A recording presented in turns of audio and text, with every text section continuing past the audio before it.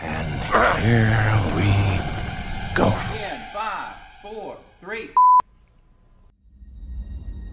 Call to me, lands far away. Elves have forests to protect. We need to build a wall. Dwarfs their mines. Men their fields of grain. But we Harfoots have each other. For I must now wander this wandering day. We're safe. You have fought long enough, Galadriel. No. Put up your sword. The enemy is still out there. The question now is where? It is over. Nothing is over! Nothing! You were the chosen one! It was said that you would destroy the Sith, not join them! If you only knew the power of the dark side. Darkness will march over the face of the earth. It will be the end, not just of our people, but all peoples. Everyone! I am sorry, but their time has come. The past is with us all. The past is dead. We either move forward or we die with it. This could be the beginning of a new era.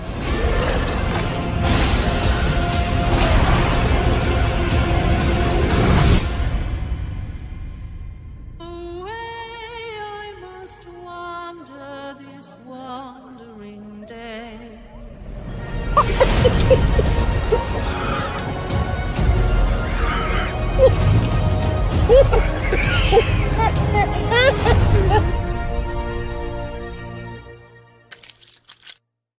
To him finally being lionized in the prime and his prime. Fuck. Do it! Shit. Just do it! Don't let your dreams end. Yesterday, you said tomorrow. So just do it! Make your dreams come true! Luke went from being... Oh, no. Welcome, Slayer Nation. I have some great news for you today. I hope you're all doing great. Nope, that didn't work. One more. You have failed me for the last time. Welcome, Slayer Nation. I hope... If you're tired of starting over, stop giving up. That is eating away at what you love in order for it to shine. And one man's vision is... Sometimes you don't have to make things better for them to be great again. You merely have to Okay. Hollywood continues to slow boil the culture and crazy. Well, right now, Spider-Man actor Andrew Garfield has stepped up and he's fighting motherfucker.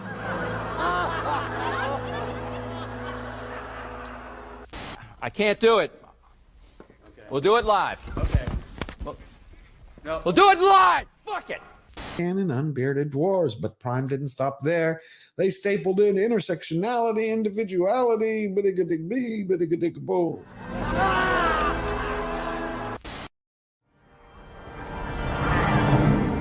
So it begins.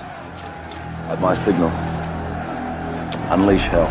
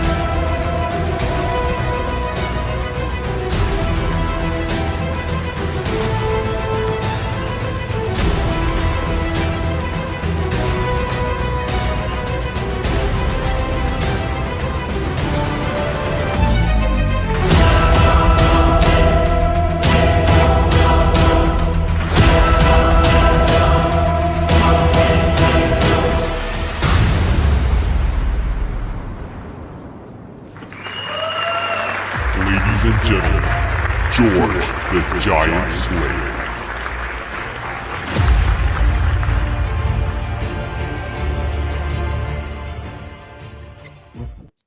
What's going on, everybody? We are back. We have one hell of a show for you today. I hope you're all doing well and you had an amazing week. It was a bit of a crazy week. I mean, well, in Texas, it's hot as hell, so we're trying to keep cool. But then you had Disney put out the Acolyte. They did so bad, Disney took it in the Dumbo. We're going to talk about that. Then you had Adobe. They went nuts with their new terms of service.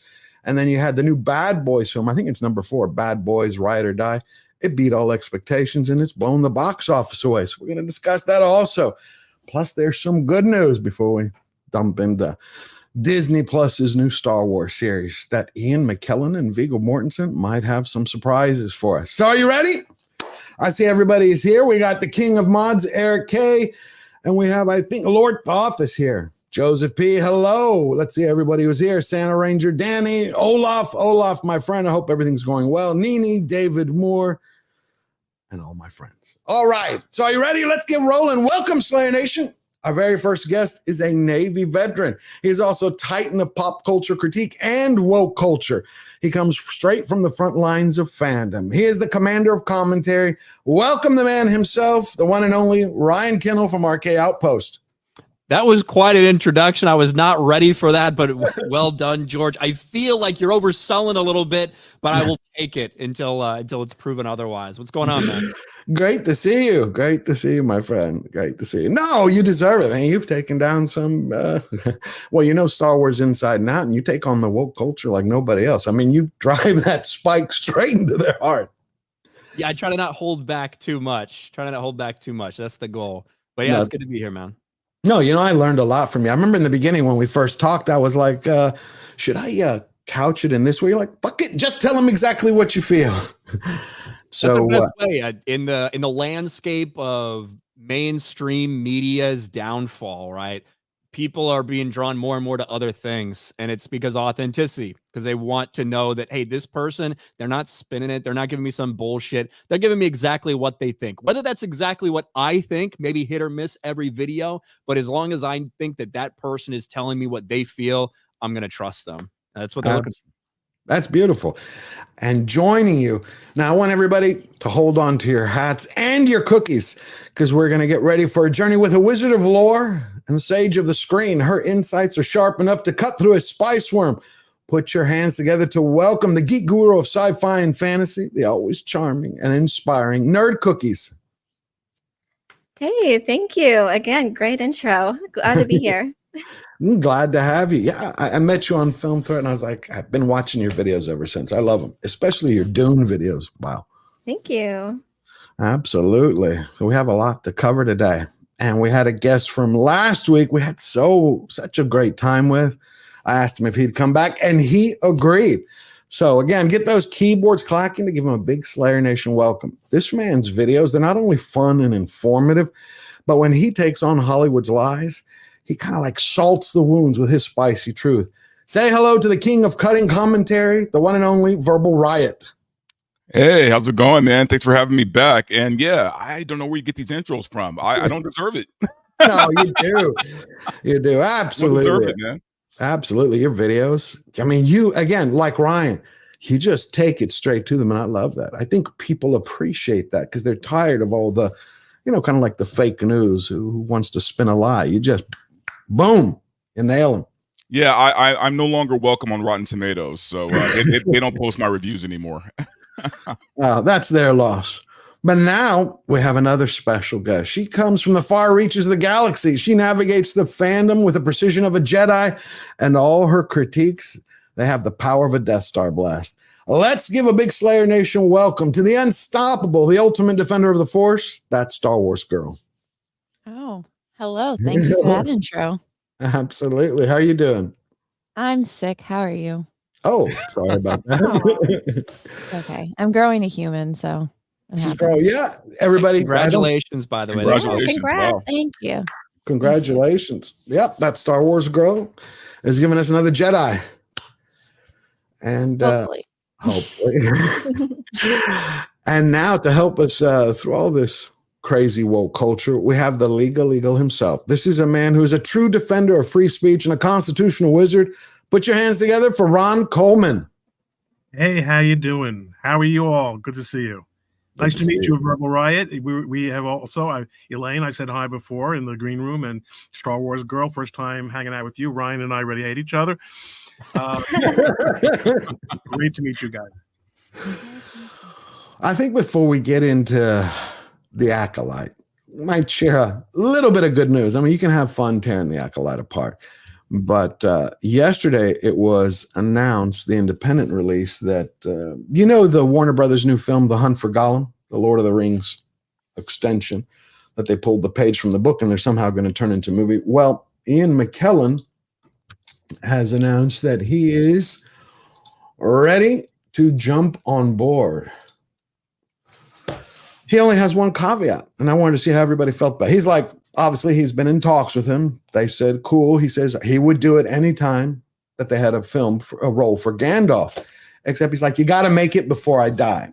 The other thing he said is it's going to be his last film when he does it. What do y'all think? Y'all excited to have Gandalf back? The real one, not Rings of Power, the Stranger, whatever. Yeah, get on it. Yeah, it is a little like morbid, right? Because he's like, hey, if they want me, I'll do it as long as I'm alive. As long as I'm not dead, I'll do the role.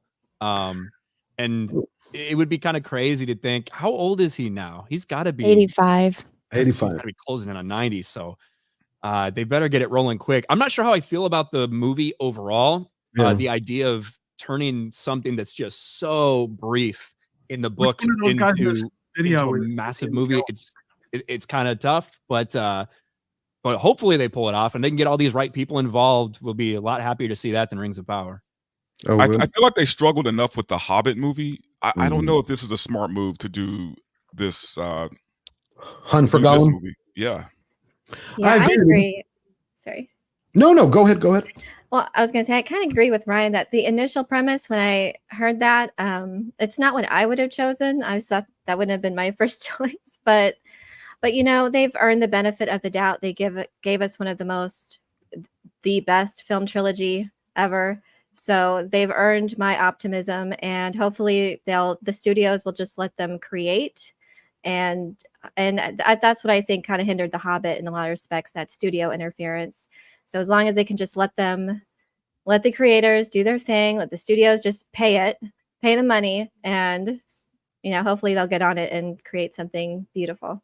But there's not going to be less studio interference these days, right? I don't know. With Fran Walsh and Peter Jackson, that's a good question, and we have someone here, because Slayer Nation wouldn't be complete without our master of media melee, the guy who raises film analysis to an art, the cinematic sharpshooter, Little Platoon.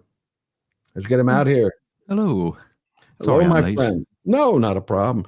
I can't wait to watch your video on the Acolyte. But what do you think about that, Ian McKellen coming back? Ryan was saying it's a little bit morbid, but I'm looking forward to him.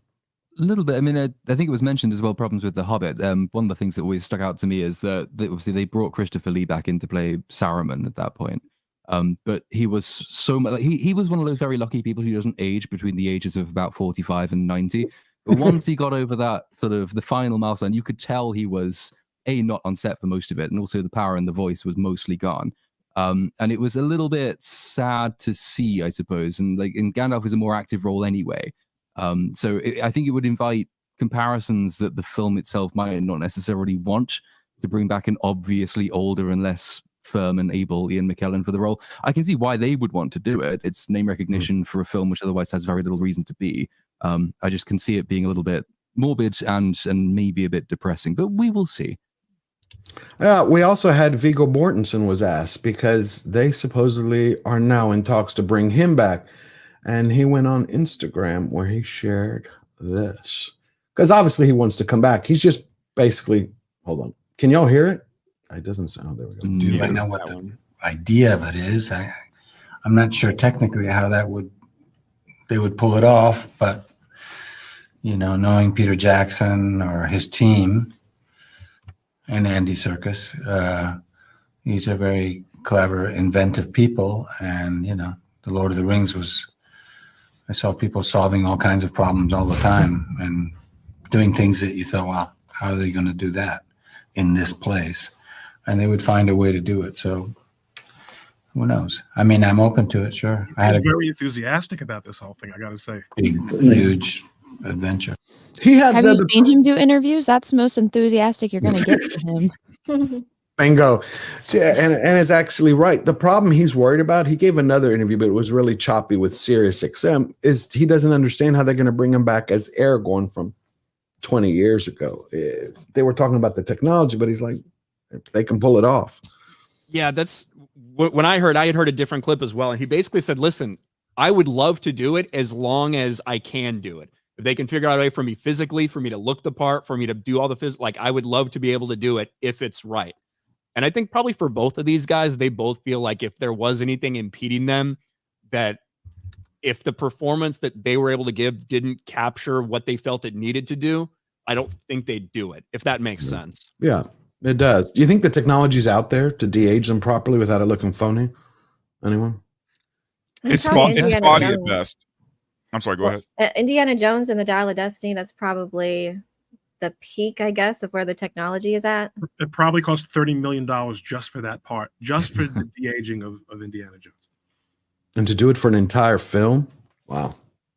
It is That's getting good. better. I mean, if you compare the Dial of Destiny to, I'm trying to think of like even like Luke Skywalker in the Book of Boba Fett, and then you compare that to one of the first sort of big ones was when they de-aged Flynn in Tron Legacy. And just in the space of what, 5 years, the advancement in that technology is staggering.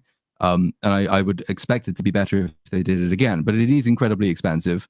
It will always, I think, have a slightly uncanny valley feel to it, or at least an aspect of the uncanny valley.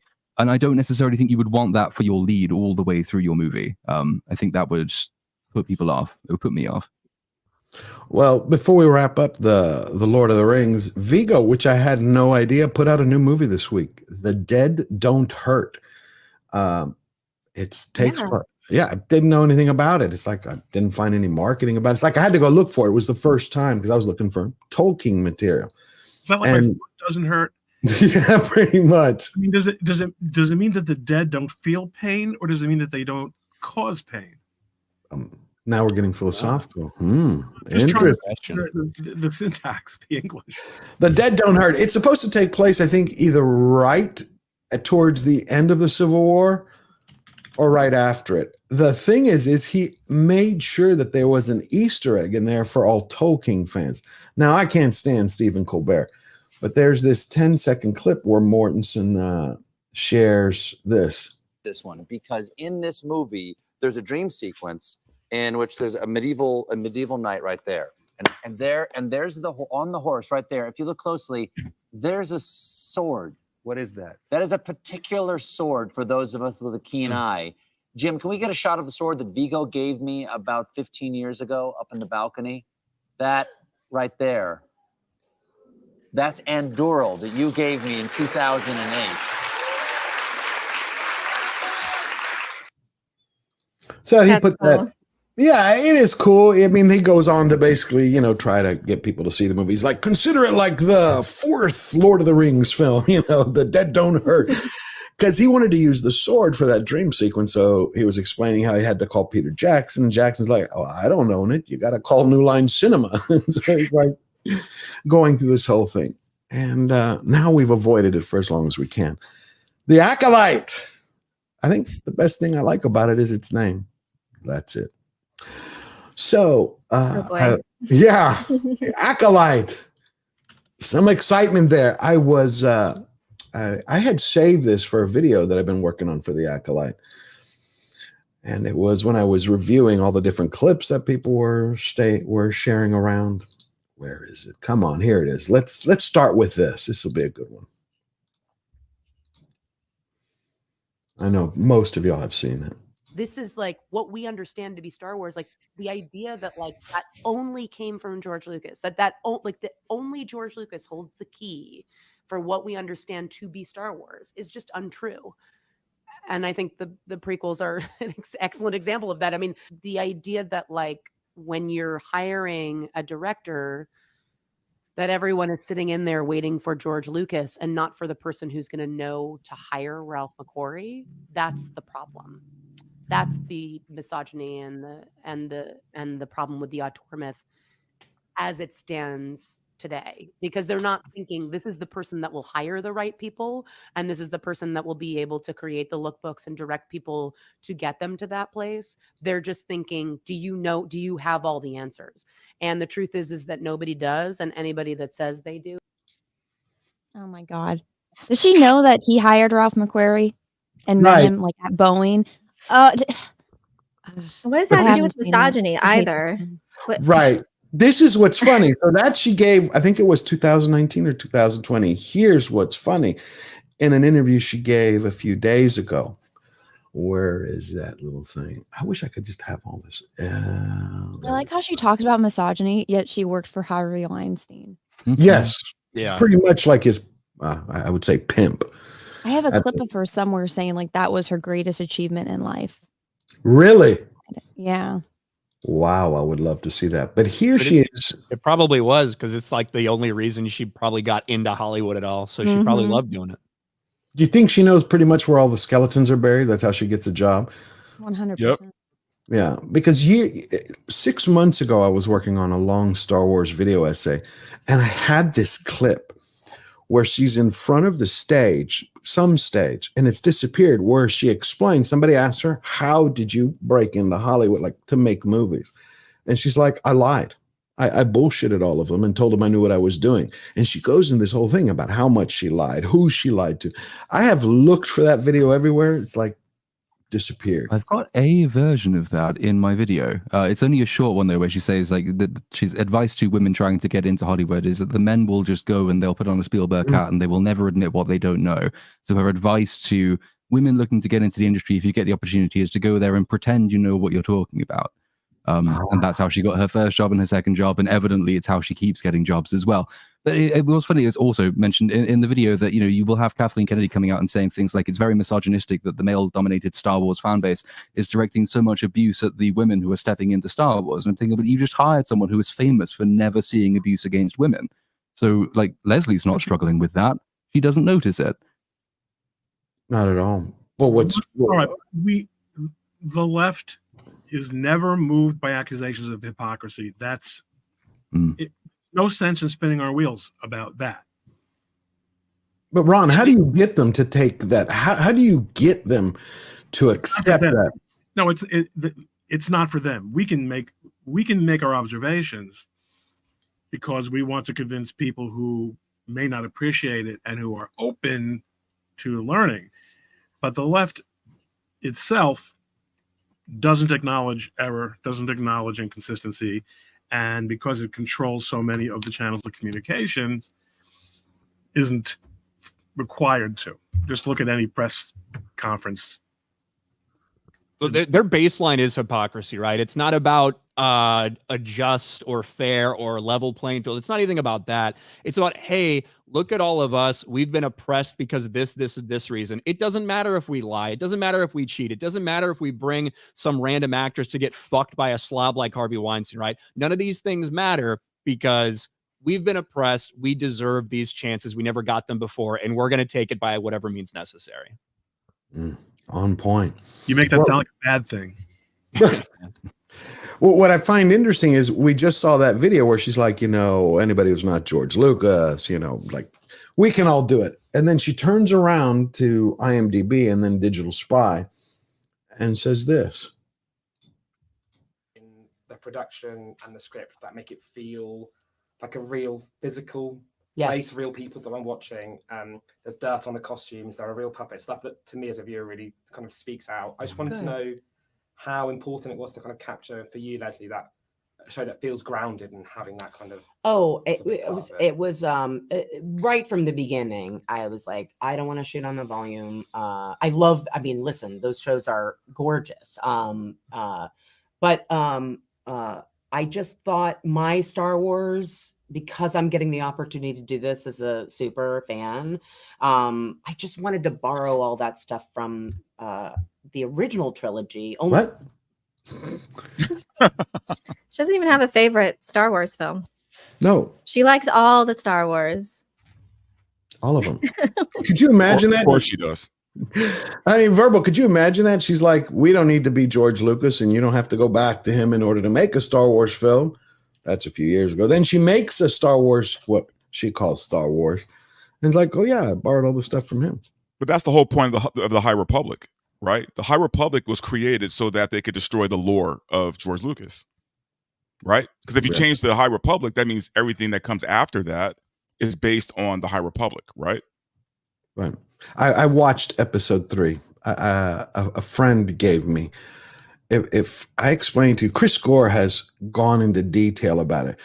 But I was trying to figure out, I think this is what I really wanted to talk about today, because a lot of people have broken down the Acolyte, and I'm trying to understand what was the purpose to make it. And in my view, years ago when Kathleen Kennedy took over and they had bought it from George Lucas, I always had the opinion that they were in a race. How can we build a new fan base to replace the old before we run out of money? And I think that wasn't working. We can tell their stock prices, the way they're attacked, the way the brand has been damaged. But I think it goes much deeper than that. So my theory is, this again, a theory, is that someone got it together over there and they're like, okay, we have to get rid of these anchors on us. We have to move forward. We're not going to change our course. And in order to do that, we have to create something that's so vile, so disgusting, that they're just going to drop it and never going to come back. It's so I think that actively, I don't know if it's as we need to get everyone out of here as much it is so much we are going to make Star Wars into what we have always wanted it to be, right? And damned with the consequences. If they don't like it, we're just going to label them a racist, bigot, whatever. I think in their perfect world, they would like people to just watch and acknowledge that, well, I guess we've just been racist in the past. We should really support this. But they do not care if old fans end up walking away. They just want to continue to push their agenda and turn Star Wars into the thing they wanted it to be, as opposed to what it actually is. And whenever you hear a lot of these activists that come in and they make the claim, oh, I'm just the biggest Star Wars fan in the world, but I could never really see myself represented. I always had a problem with it. Well, then you're not you were never actually a Star Wars fan, right? All these fucking buts and caveats and everything they throw in there, they always wanted it to actually be something else. And then you put them in power and they run wild with it. Yeah, I think the message is what matters. They don't care about profit.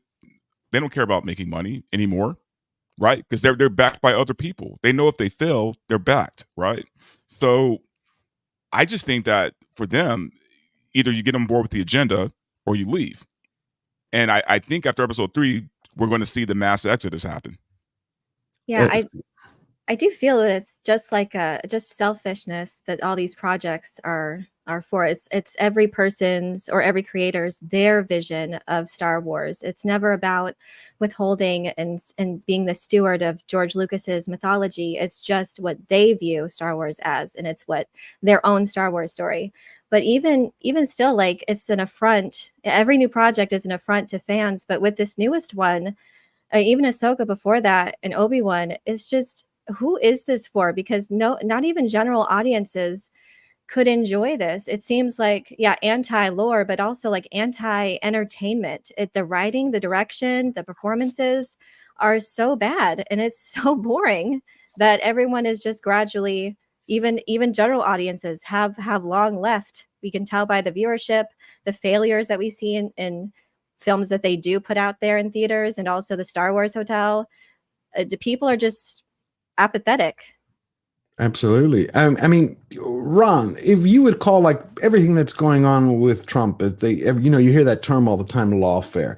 So is this a form in many ways like what Hollywood is doing, what Disney is doing, their own form of warfare, of attrition to get rid of the fandom, or is it just to push their agenda? Like, well, I view it as both, but I'm just curious what you think. That's a really good question. And I never thought of it that way. I do think there's an important difference. I think that the lawfare people really want to destroy the system that we inherited. That they're contemptuous of the values, and in that respect, yeah. Same thing with Disney and Hollywood in general. The difference is money. They want to keep making a lot of money. And the law firm people want to keep making a lot of money too. In fact, that's one of the reasons that they're trying to spit Trump out of the system, is because he's a threat to the racket that is government and the crap that is clustered around government in the last couple of decades. But in Hollywood, there's nothing but money, because these people aren't even becoming famous because they're so mediocre. I mean, there are two reasons to go to Hollywood, right? To become famous or to make money. It's true now that the payout that a lot of these people are getting just to come in and screw up is phenomenal. But it's not going to work at Disney, because at the end of the day, there is going to have to be accountability. Although I don't think the company is fixable in any way. And I see my camera's still blinking like crazy, like a crazy monkey. It's okay. We can hear you. Yeah. Anyway, in any event, I think though you make a very good point. They're coming in with subversive intentions. And they want to upset the apple cart, but they want all the benefits of the apple cart. And that is true in both cases. So how would you fight them? How would you all fight them? What would be your advice? Like, besides canceling Disney Plus, keep making noise? So here's the thing. I hung out with a friend of mine Friday who he works for the MCU. So he gave me a lot of inside stuff that I'm not going to get into too much detail because I don't want to get him in trouble. Yeah. From what he told me, Star Wars, Lucasfilm is its own island in Disney. Like that, like no one messes with Kathleen Kennedy. I don't know who she has the tapes on, but everyone is afraid to touch her. So he told me the MCU, on the other hand, realized they messed up. So they are actually course correcting. We'll see it happen. He said it's not going to be right away. He said, but they realized they messed up and they are course correcting. He did tell me that. He said Lucasfilm, they're staying the course. They don't care how many people they lose. No matter how much money they lose. Doesn't matter. And you know what? And Disney, for some reason, won't touch Kathleen Kennedy. That is the weirdest thing. Because, in episode 3, they go to this place where it's almost as if they're saying the Force is the patriarchy. It's not really the Force. This is the thread. For spoiler alerts, anybody who cares, it's called the thread. It's these coven of witches, and they start explaining it because it's 2 witches who have 2 girls, and they're explaining to them, the real Force is called the thread, and they go through this whole thing. And I get a feeling that they are changing this entire story to end up to replicate the Luke Skywalker story, except with girls, where we're going to end up having a scene towards the end like, I am your mother, I am your father. Oh, no. No, I think I'll put a bet on you are very right. I think that's what's It wouldn't coming. surprise me. That Star Wars girl, what do you think of that? Have you seen any of it? No. Thank I God. don't like Star Wars. This isn't Star Wars. And What would you I call have it? better things to do than watch this dumpster fire. How would you tell people to just turn it off? Don't even bother with it. Okay. Good point. We have somebody else here. We got, I see he just arrived. Hold on one second. He is a master of 1,000 talents. Bring him in. It is Tom from Midnight's Edge and Midnight's Edge After Dark. Tom? Hey, Tom. Oh, you're talking about the Star Wars? Yes, Star Wars. Oh. Yes, I know. You came right on time. I was going to play this real quick. Did y'all see this one? Oh, yeah. No. Okay, here we go. Them. I think it wasn't until I was older and I could really understand things infrastructurally that I got, oh, right, Hollywood is a white institution. And that means Jesus Christ. that representations within Hollywood are going to be extensions of white supremacy. And not just in Hollywood, but, in music. That's pretty much it. She goes on to explain how what I found interesting was like, okay, if Hollywood and its institutions are based structurally on white supremacy, how did she get a job? Well, because the culture has shifted, right? That would be their argument, is that now the culture has shifted and there are finally oppressed minorities in charge of every single major film studio, which is how you can tell they are oppressed minorities, by the way.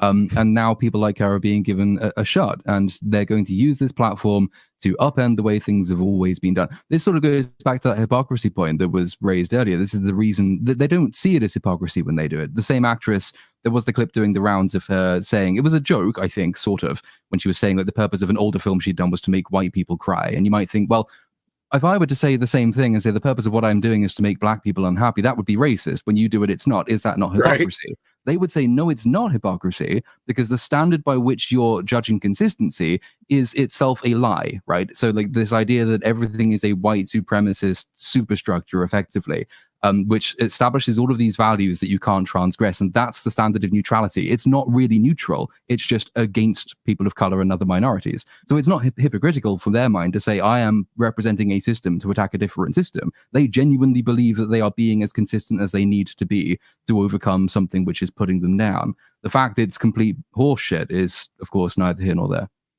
Well, a shorter answer to that original question is her white father got her the job. Oh. Okay, but that's the thing, is she white? Yes. Yeah, you haven't seen her dad. Her last name is Stenberg. There's no. I didn't know that. It was a joke. It was a joke. It was a joke. Her father was Jamal Stenberg, I believe. Jamal? Did you say Jamal Stenberg? Her dad, who's a high-level Oh, executive. Jamal is such a white name now. Like, yeah. The irony of her even saying that is, well, kind of like Little Platoon said, they want to change everything and right all these wrongs that have happened. This was not the case for the Acolyte, her role. It was not the case of, well, you know, they auditioned everybody and she just really stood out. She was the best person for the role, blah, blah, blah. This was made from first conception, from concept art with her in mind. Her face was all of the concept art. And Leslie Headland brought it to her and said, I've been working on this for 2 years with you in mind. I really want you to play this. It'll ruin my day if you don't play this character. Like, this was not an audition, nothing like that. She was given this role. The self-described gay, black, non-binary, radical feminist, right, was just given this role. Not had to audition, nothing. Didn't have to work for it, just given the role. Yeah, I wouldn't believe she got it on talent, because I saw her performance and I liked her as Rue in the Hunger Games. I'm actually surprised that it was the same. That's the girl? Yeah, I hope we get to see her die in this. But the way she delivered her lines, it's like, no, it's so bad. There's no way she got this on pure talent. I don't know what happened, but it wasn't because of her level of performance. But there were actually good actors in it, but they have been downgraded because to meet the level of quality of the writing and the dialogue, it's really sad. Actually, there's one good actor in it. Everybody else is really bad. Like Trinity, like she's a great actress. Well, okay, but she dies in 3 minutes. But yeah, exactly. You're right. But even her line delivery, the way, yes, my child, the way she delivered that line. What was that? And a butter knife. And a butter knife. I love verbal. It's like, I mean, because we just saw in Ahsoka, you know, we go from having Qui-Gon Jinn, Liam Neeson's Qui-Gon Jinn, to getting stabbed in the gut and dying, to Ahsoka, where you get stabbed, blow your spine out, and you know, you're fine half an hour later, to Carrie-Ann Moss, a Jedi Master in this, getting killed by a butter knife. Oh. Yeah, I put a tweet out like Tuesday, and I was baked, man. Like I put it out as a joke, right? Like I just smoked a bunch of weed, and I was like, okay, let me put this out, and it's at 5 million views. Like people are like fighting over this, man. I'm like, guys, it wasn't that serious. I just wanted to point out how stupid this is. I loved it. I put one out, and it was I never had views on a Twitter, but it bugged me when I saw, I think it was episode 2, I had called up Ryan. I was like, Ryan, has there ever been a fat Jedi? Look, I go up and down in weight. I've been fat, I've been skinny, I've been fit, but I'm like, I've never read in anything, I've never seen anything, because they have to train. They got to do flips and shit. But you had that guy, and I'm like, okay, well, Disney has now broken the glass ceiling for body positivity. Say hello to Jedi Padawan Chunky Carbonara. Yoda said that size matters not. He wasn't just talking about small people, right? It's fat people too. Well, they're calling it Jedi beaties now. So he may as well have had a donut in his hand. They clearly were emulating deadbeat cops, the local praise saint of Jedi. Like, what is that? And So bad. I'm gonna motion we start calling him Obi-Wan Cannoli. I think that's Like, are they saying there's a Jedi temple on every single planet of the galaxy? Is that what they're trying to say? Well, no, there's not a Jedi temple on every single planet. However, especially like back then, they did have outposts. They had other little places because they would patrol different sectors of the galaxy. This is just the local.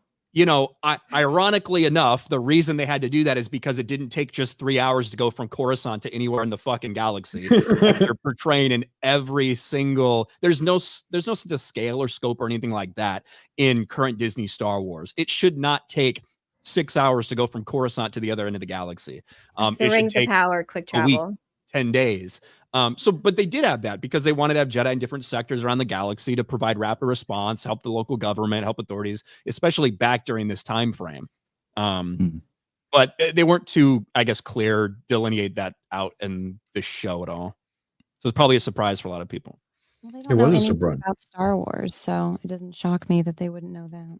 Well, they seem as overzealous cops. That's clearly what they were trying to. With the title card, it said that it indicated that they don't want other people to use the Force, that they weren't protectors from the Sith. They didn't even mention that. I forget what it said, that it was only a few can learn the Force in secret or risk discovery by the Jedi. And it makes it sound like they don't allow people to learn the ways of the Force. They didn't talk about the dark side of the Force, no, specifically Force using, that you can only be or learn the Jedi code. And that's not true within the lore either. Other Force using groups did exist. That was very, very strange that they are made out to be these police that are policing other people about how you need to use the Force. This is the way you do it. I haven't seen episode 3, but it sounds like that's what it's. This reminds me of, old timers speaking, with the second Star Trek movie, with Kirk's son. Military men, the Federation is just this, big colonial space police, and same kind of. I seem like there's a similar kind of dynamic here, but the time is much more. First of all, in that movie, he learns his lesson. He sees that his dad and the Federation are really cool. They're okay colonialists, but Jedi is. I mean, I think there's an underlying anti-colonial message here. And it fits, you might say, well, Ron, everything, if you're a hammer, everything's a nail. Right.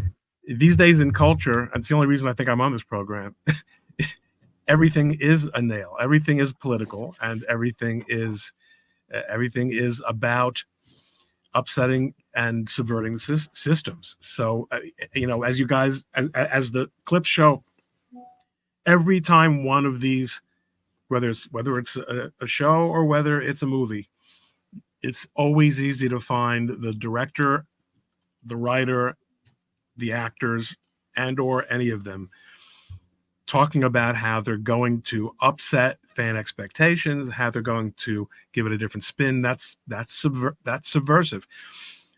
The premise that all of them have is that they can continue to do so indefinitely because there's so much goodwill built into these brands that they can never destroy them.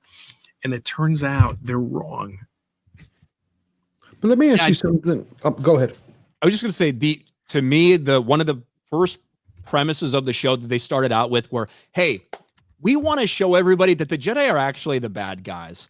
Okay, that they abuse their power. They're the reason that so much in the galaxy is wrong. And if you want to tell a story from maybe a normal citizen perspective or even the Sith perspective, obviously you're going to bring a lot of their motivations into it. But the problem is, I feel like they're doing it with almost like malice in their hearts to try to show the Jedi are actually evil people. And that's why you're seeing them invade people's minds so much in that first episode. Well, when they needed to. Conveniently, all the times where it would have actually been appropriate or helped them to do so, they didn't do that. Right. For reasons, I suppose. But that's what they're setting up. They're setting up that, hey, the Sith are justified. A lot of these people are justified because the Jedi are the real bad guys. And it's not even a new or edgy concept to say, hey, the Jedi are flawed. It's literally what the prequels were about. But that's the Sith argument, though, correct? That's the Sith argument. That's not the It's not strictly just the Sith argument. It is, as Ryan said, it is the prequels argument as well. But there's a sort of subtle but important difference, which is that the Jedi in the prequels, they are aloof and they are arrogant and they are disconnected, but they're not actually evil. And actually, they're shown to be so scared of overstepping their mark in sort of galactic politics that it holds them back from taking on Palpatine until it's too late to stop him. They're very careful about not being seen to do the sort of overreach that this show is showing them going around the galaxy doing on a day-by-day basis. I think if the Jedi from the Acolyte were in the prequels, you wouldn't have had a Palpatine problem because the Jedi would have been mind-wiping everyone left, right, and center. Right, Yeah, I agree. and like when you look at the Jedi did fail, right? That's the reason we saw Palpatine eventually able to take them down. One of the reasons they failed was they got far too committed and connected to being aligned with the government as opposed to the actual will of the Force and things like that. And maybe to give a little bit of good faith, which I will attempt to do, maybe they're trying to show, because you saw the green character Vernestra, Master Vernestra, you saw her. They were super concerned with their appearance and how they look to everybody and how it would look if a scandal got out like this or that. Maybe you could justify, hey, this is a step down that type of path where they are super worried about the politics of the galaxy as opposed to doing what's actually right or wrong based on what the Force is telling them. But isn't this supposed to be at how it originally was sold? We're supposed to see the Jedi at the height of their power before the fall. I mean, that's what the High Republic is in general. Right. Is this towards what you the end see? of the High Republic? Yeah. But I mean, does that come across to you? Like, to me, when I first watched the first episode, chime in anybody who wants, it reminded me of a Murder, She Wrote episode. Like, there was no Don't investment. slander Murder, She Wrote. I'm saying it's like you didn't know. They didn't take us. They didn't introduce us. Like, Carrie-Anne Moss dies within the first 4 minutes. Like, why does anybody care? Like, you didn't get to meet anybody or. It was This show was marketed all wrong, man. Like they made it seem like it was this big murder mystery, right? And then we find out that, hey, we solved the mystery in the first 5 minutes. So now what? Exactly. The way they hyped up Carrie-Anne Moss too, she was so heavy in the marketing. And I remember one promo where she was saying how happy her husband and kids were that she was a part of this. And I just keep thinking about that. Now that was short-lived, even though there's going to be a flashback, but still that had to sting. But yeah, the murder mystery. I remember like Grace Randolph was saying how hyped she was, intrigued by the murder mystery. It's literally a murder mystery with no mystery. I don't understand why it was hyped so much like that. That's it's over in like 20 minutes. Have like investigations, which the Jedi don't do, and they don't tend to get solved with random dreams that just give everybody the answer because the plot ran out of other things to do. It's not actually a murder mystery. Someone was murdered. We know who it is, and the dream tells the rest of them who it is. Wow. And then why didn't they use their power to find out who, like all that, what is it, Master Soul, the Squid Game guy, I forgot his name already. Master Soul. Why didn't he just go to May? What was her name? Oh no, OSHA. I found those names horrible. I'm like, OSHA, Occupational Safety and Hazard, and her sister is FEMA. I mean, it's like you can't. Yeah. And Mayday. Wait, hold on. Did they really name the Korean guy Soul? Soul, Yeah. You got it. What? But so it's like I was like, why didn't Soul just do the Jedi mind trick that they, like ask her, figure it out, the whole thing. We know who it is. Cool. That's it. The thing that he does in episode 2 to her twin sister. Right. Yeah. I Just do that. I do think that it's obvious that they're really going to try to rely heavily on, hey, we're going to subvert your expectations. Hey, we're going to promote Carrie-Anne Moss and kill her in the first episode. Hey, look at this big mystery we've got. I've heard Leslie Headland before mention that all these things that she was inspired by, and clearly you just see like direct ripoffs of things in the show already. She also did say Fight Club. Fight Club, Frozen, and Kill Bill. So I think there is a chance that because as of yet, we've never seen anyone see May and Asha actually together at the same time, right? Mm-hmm. I would not be surprised if that ends up trying to be a twist if they pull a Tyler Durden type of thing. They do have the line, don't they? No. Always one, but born is two, I think is the line from episode 1. So there'll be some fuckery that goes on with that. I mean, there's the one scene in the second episode where one of them does shoot at the other one, but I guess nobody else actually sees that. So it's, that would be bad enough for them to think it's a good idea. Spoiler alert, episode 3 answers that question. Oh, really? Well, there you go. Yep, there you go. No, they're both together. Like the answer? Oh, no, that's where they're born from a coven of lesbian witches who tell them basically, I'm not paraphrasing, the force is patriarchal. It's called the thread. That's the real force. Everything else is shit. My question is not were they born twins, but do you see them interact together? Yeah, in present day. Yeah, because the Jedi show up and they want to test them, and that's the more whole thing. importantly, do you see them? More importantly, do you not just see them in the same team together, but do you see them with other characters interacting? Because that's the trick of Fight Club. Yeah. I got you. They're constantly interacting with each other. You just nobody never see sees it. them exactly. Yeah. Yeah, you see them in with the mother. You're talking about when they're children, right? Children. Yeah. That's not what I'm talking about. You're talking about as the adult. Okay, I got you. Oh, yeah. I see what you're saying. Like one killed the other, and or maybe they could go for the spin that this really affected her, and she had some kind of psychotic break, and this ended up being like her alternative personality after this. Just some stupid shit like Could that. happen. You know what I mean? I would not be Exactly, surprised if that's something they tried to twist us with, because they did ruin the twist of the twins so early in the show. But I don't know. Could be. I just don't think they're that imaginative in the Lucasfilm writers' room. I think we're trying. I think we're trying to write a better story right now. I think It's very easy. we're like compensating because I don't think she's that clever. No, I don't think Leslie Helen is that clever, because that sounds like a better show. Yeah. Well, it would be if you keep from the like reference of she's just copying shit. The Filoni playbook. Yeah. But there's no Yoda. Like I would have started it, even if you're going to play for nostalgia to pull old fans, like go to the Jedi Council, show Yoda. Even what's his name? Y'all know, Anna knows better, and Ryan. The guy who was in the Phantom Menace, Plo something. Plo Koon, because wasn't he alive 100 years before Phantom Menace? Yeah, he would be alive. Yeah. I don't know if he would be like on the council by then, but he should be alive. Like bring in some people that see Yoda. He's 900 plus years old. You really want Yoda to be ruined by association with this show? I do not, but I'm saying like from the perspective of how you could have made the story better, how you could have like tried. But again, that ties into George Lucas, right? They don't want that. They want you to forget about Lucas, right? Because at first, good point. It's one of the first things my gut told me they were going to do with the show is have a Yoda cameo to get people to clap. You know what I mean? Right. Not anything necessarily of substance, just like a little appearance here or there. But I don't know. I'm glad he's not in the show. I'm really glad. Hopefully that holds true for the rest of the episodes. But so far, I'm glad he's not there. Absolutely.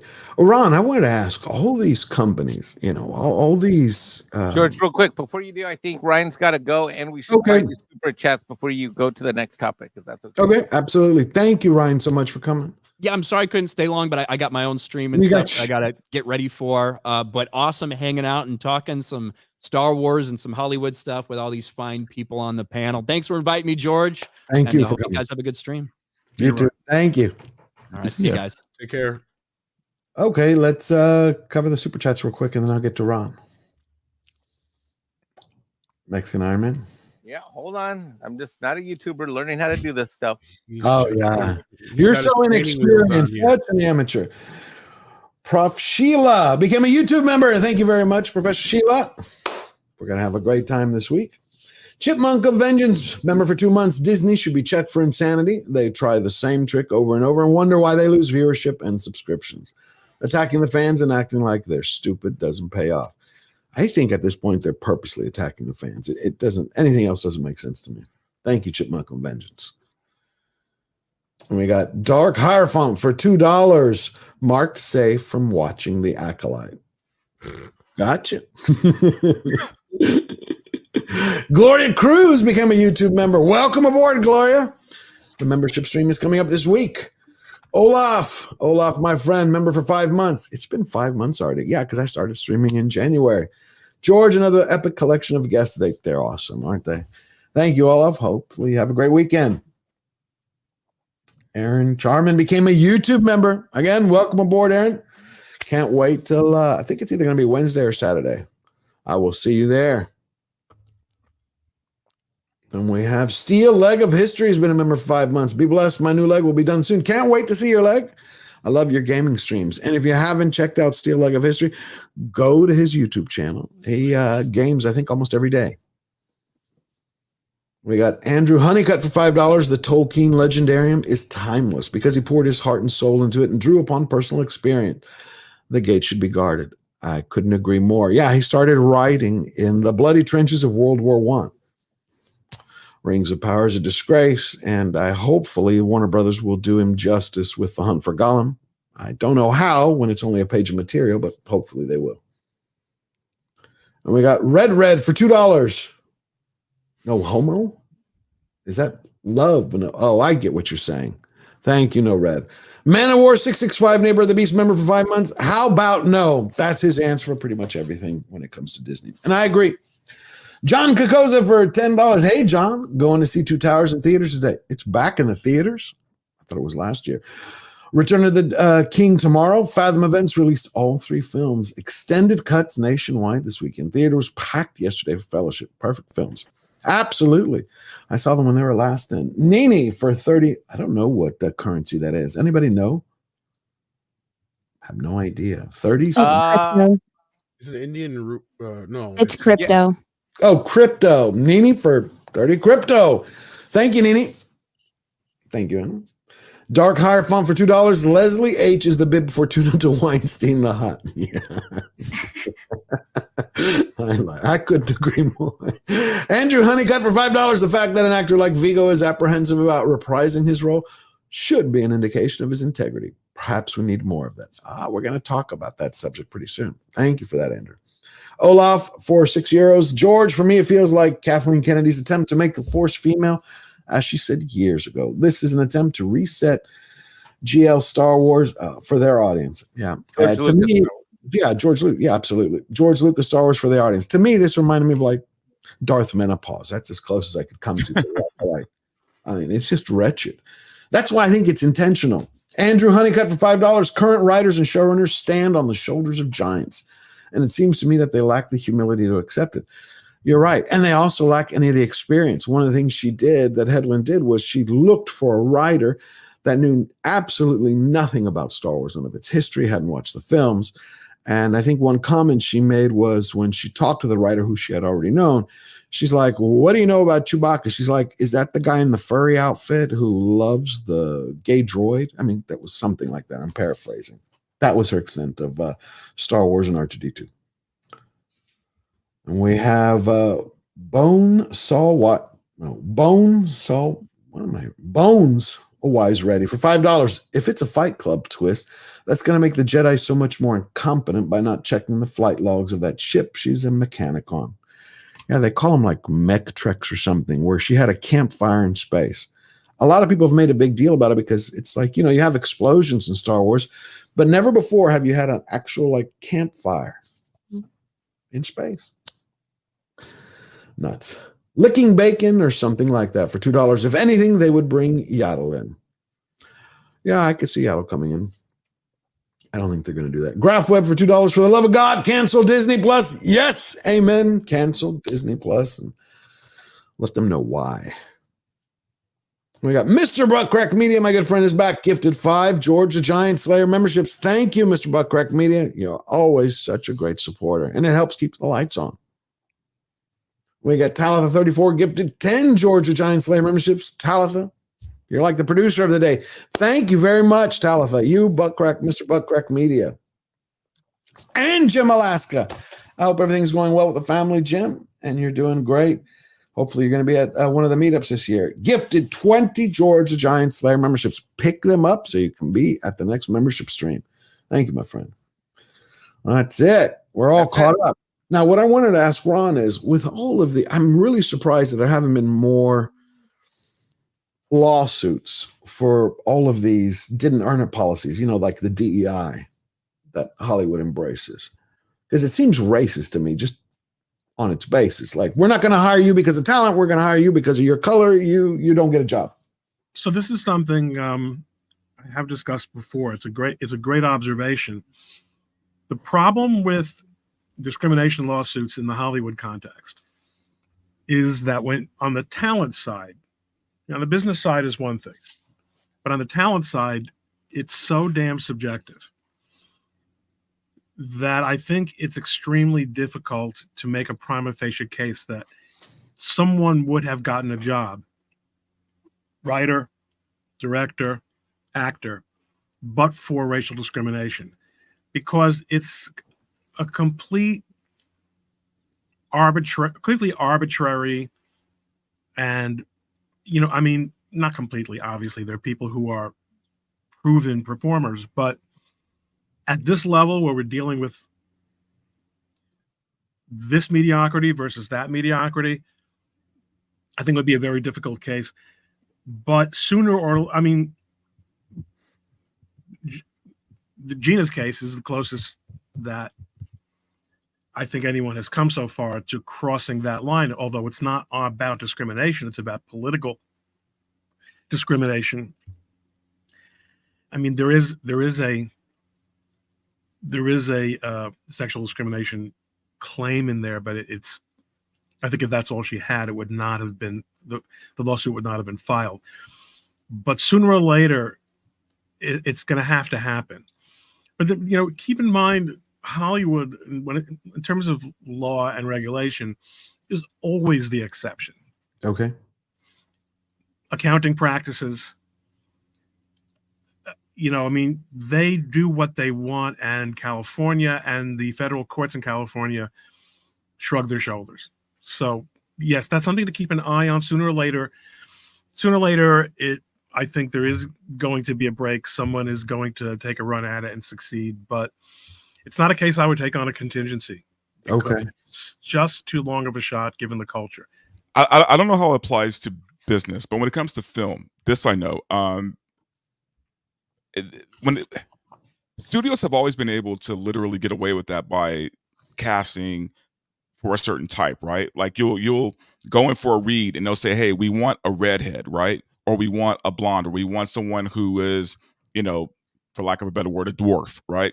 So they've been able to do that and legally get away with it because it's for the role, right? So that's how they skate around the DEI stuff, is by saying, hey, we wrote this particular part for this particular type, so it's no discrimination because that's what we're casting for, right? It's real shaky. It's a real shaky situation. Now, when it comes to actual businesses, that's something totally different, I think. But Verbal, you're making I thought you were going to bring this home by saying where we're moving into a world where studios are saying, and this is something a lot of you guys have pointed out, oh yeah, hobbits, they're black hobbits, there are lesbian dwarves. When you're saying that there should no longer, that representation in and of itself is a casting criterion, that really undercuts your ability to say we need someone to be six feet tall. So that is probably going to come back to bite them. Oh no, like I said, it's very shaky. You know what I mean? Like there's no definite. I'd be hard pressed to think that you would be able to bring a successful lawsuit against a studio based on this. You know what I mean? It's an uphill battle. I agree with you. It's hard to prove. It's a very hard thing to prove. Well, isn't it basically legalized racism at this point? Yeah, but you could have said that back in the 80s when they were like, oh, we need, this, we need a, I mean, let's be real. I mean, in the 80s, it was the diversity wasn't as. No, of course, sexy, right? young, whatever, or yeah. Again, how do you prove that they're being racist, right? When they come out in those interviews, they're saying that the script calls for this. No, I'm not talking about the script. I'm talking verbal. When they come out and they're doing these interviews and they're like, we want to make sure that no white people are hired or no Asians are hired. Okay, but we're talking about 2024. Our president literally said he wants to hire a black woman, right? And he did it. And a black woman is now our vice president, right? Based on nothing. What are you complaining? Based on nothing but her being black. And everybody said it was okay. You could Right? try to apply the same standard back to them. I mean, you could apply the Ibram Kendi standard, which is essentially to say if it produces racially disparate outcomes, that can only be because of racism. I don't much like the idea of having to sink to their level to fight them, but that might well be where it goes. Because there isn't a huge amount of legal option to actually challenge this sort of thing, even though it is discriminatory on its face. It's positive discrimination, not negative discrimination, and that's traditionally viewed differently. And let's be real here. This only applies to straight white people, right? They're the only people you could be racist against. Right? Yeah, that's what's happened today. Racism only applies to straight white people. As far as, it being okay. No, Asians. Yeah, and it goes beyond racism as well. Well, light-skinned Asians, not dark-skinned Asians. Yeah, Asians loaded term. Well, I have this other clip I wanted to play before we wrap up the Acolyte. Anna, are you feeling okay to stick around for this? I think she's away for a moment. Nah, I'm fine. What is it? Okay, just want to make sure we're going to play this real quick as we wrap this up. I want to ask you about, because this is, I would say, arguably the gayest Star Wars, I think, by a considerable margin. And are you excited about that? Are you Not the bracing gayest yourself? Star Wars. Not the. It's pretty gay. Let's be honest. Leslie, how do you feel? Am I gay? Yes. Well, Yes. no, I know Yeah. you are gay, but I'm asking, are you excited about putting this, this is going to be a talking point. Is it going to be a talking point? I'm sure so. Because nerds are gay. Well, some nerds are very not gay and are very threatened by gay Well, that's stuff. true. But Yeah. in my world, nerds are gay. Was this the fun element of it? No, I don't think so. And yet people have told me that it's the gayest Star Wars, and I frankly, you're offended into it. No. See, you know what's funny is growing up, it's like didn't have the word as nerd. We accepted anybody who loved what we loved. Like there was I didn't care what color you were, what sex you were. It's like we love comics. You like D&D. You like Time Bandits, Dragon Slayer, Star Wars. Cool. It's this breaking out, this identity politics, which just drives me crazy. It's like talk about the story, but there is no story. I just see this as a vehicle. Kind of like a giant soapbox. Well, I love what Star Wars Theory said when he said, back in the day, being a Star Wars nerd, we would have loved for girls to have been into Star Wars. Like that would have been cool. Like that would have been a great thing if girls were into Star Wars like we were. But there weren't back then because it wasn't cool to be a nerd back then. No. Hey, I didn't see that. I gotta go look at that. I'm a unicorn. Anna and I are unicorns. It's just there's no succeeding. Like I think pandering is where creativity goes to die, and we can set. I as a kid seeing the prequels, I didn't like the really jokiness part of those, and I feel like that I was being pandered to as a kid, and I didn't like that. That I liked the science fiction-y fantasy part of it. I loved the Darth Maul was the best. That's what I liked. I liked the more philosophical elements, but I didn't like Jar Jar. I'm sorry. No Jar Jar. But I just didn't like being pandered to as a child, and I could sense it. I was reading Dune not too long after that, but so that's where I was. So it's like, that's a little too silly for me in those parts. But too, as a woman too, I don't like being pandered to. And again, it's not about creativity. It's just laziness. They feel like they can just stick a woman in there or whatever minority and feel like that's enough. Well, we deserve better. Everyone in this situation deserves better. Fans deserve something of quality, that lives up to the source material, but also general audiences deserve good stories. And that attracts everybody. That's open to everybody.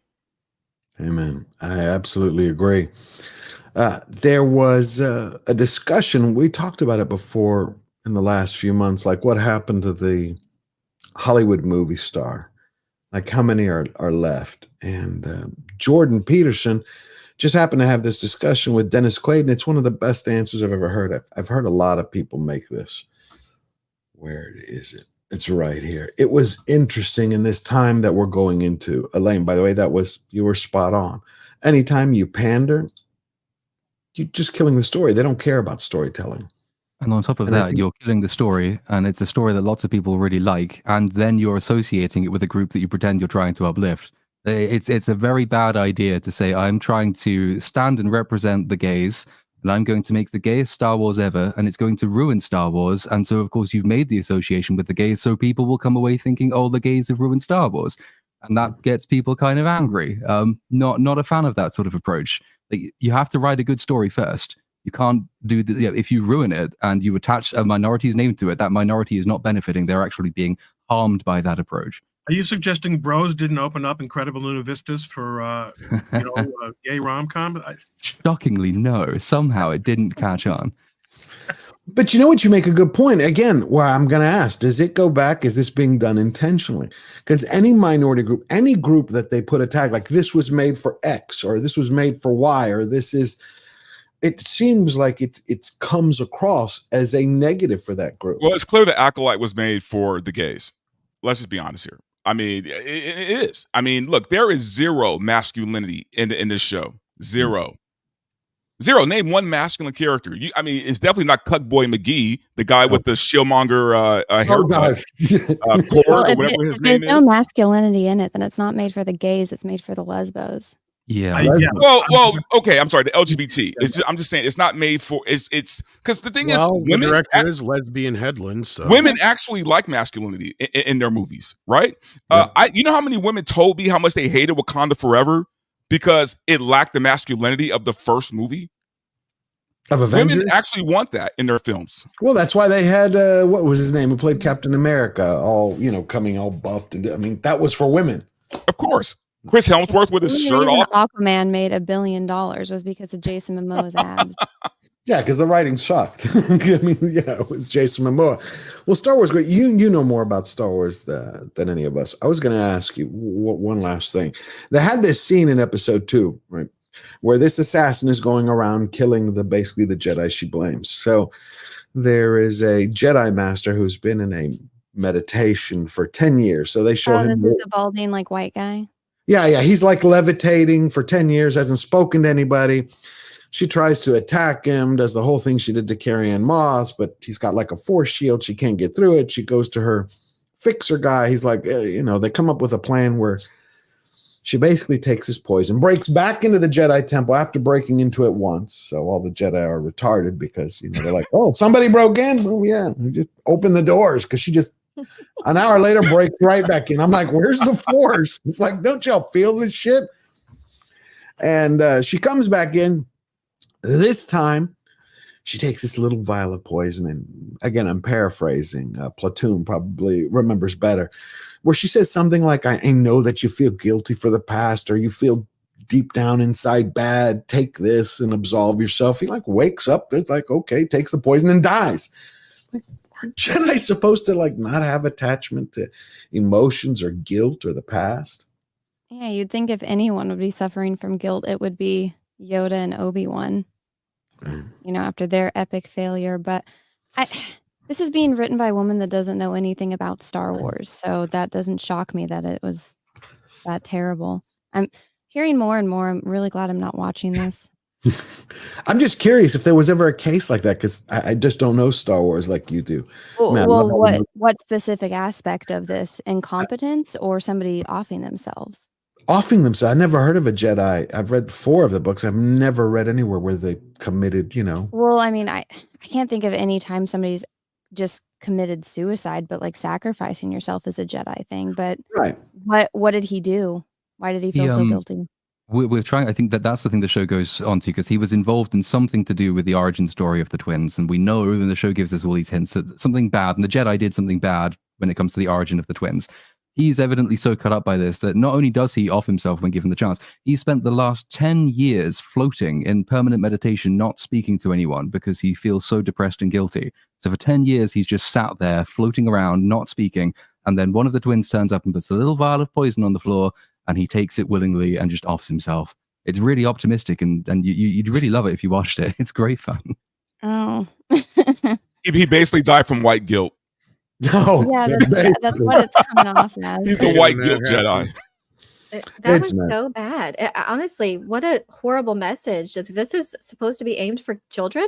And the good guys are just like, this is the solution to his guilt. I mean, how can a Jedi, it seems so antithetical to what the Jedi stand for, how they view the Force is life. And for someone to, if they can see the good in others, if they can see that no one could be past redemption, well, how could someone see that in themselves? That what he did, was it really that bad? Because I don't feel like it would have been malicious, whatever happened. Also, how come the other Jedi didn't kill themselves, right? Because if they all were part of the same, situation that happened, the other Jedi were fine living their lives, right? Why was he the only one, right, in isolation for 10 years?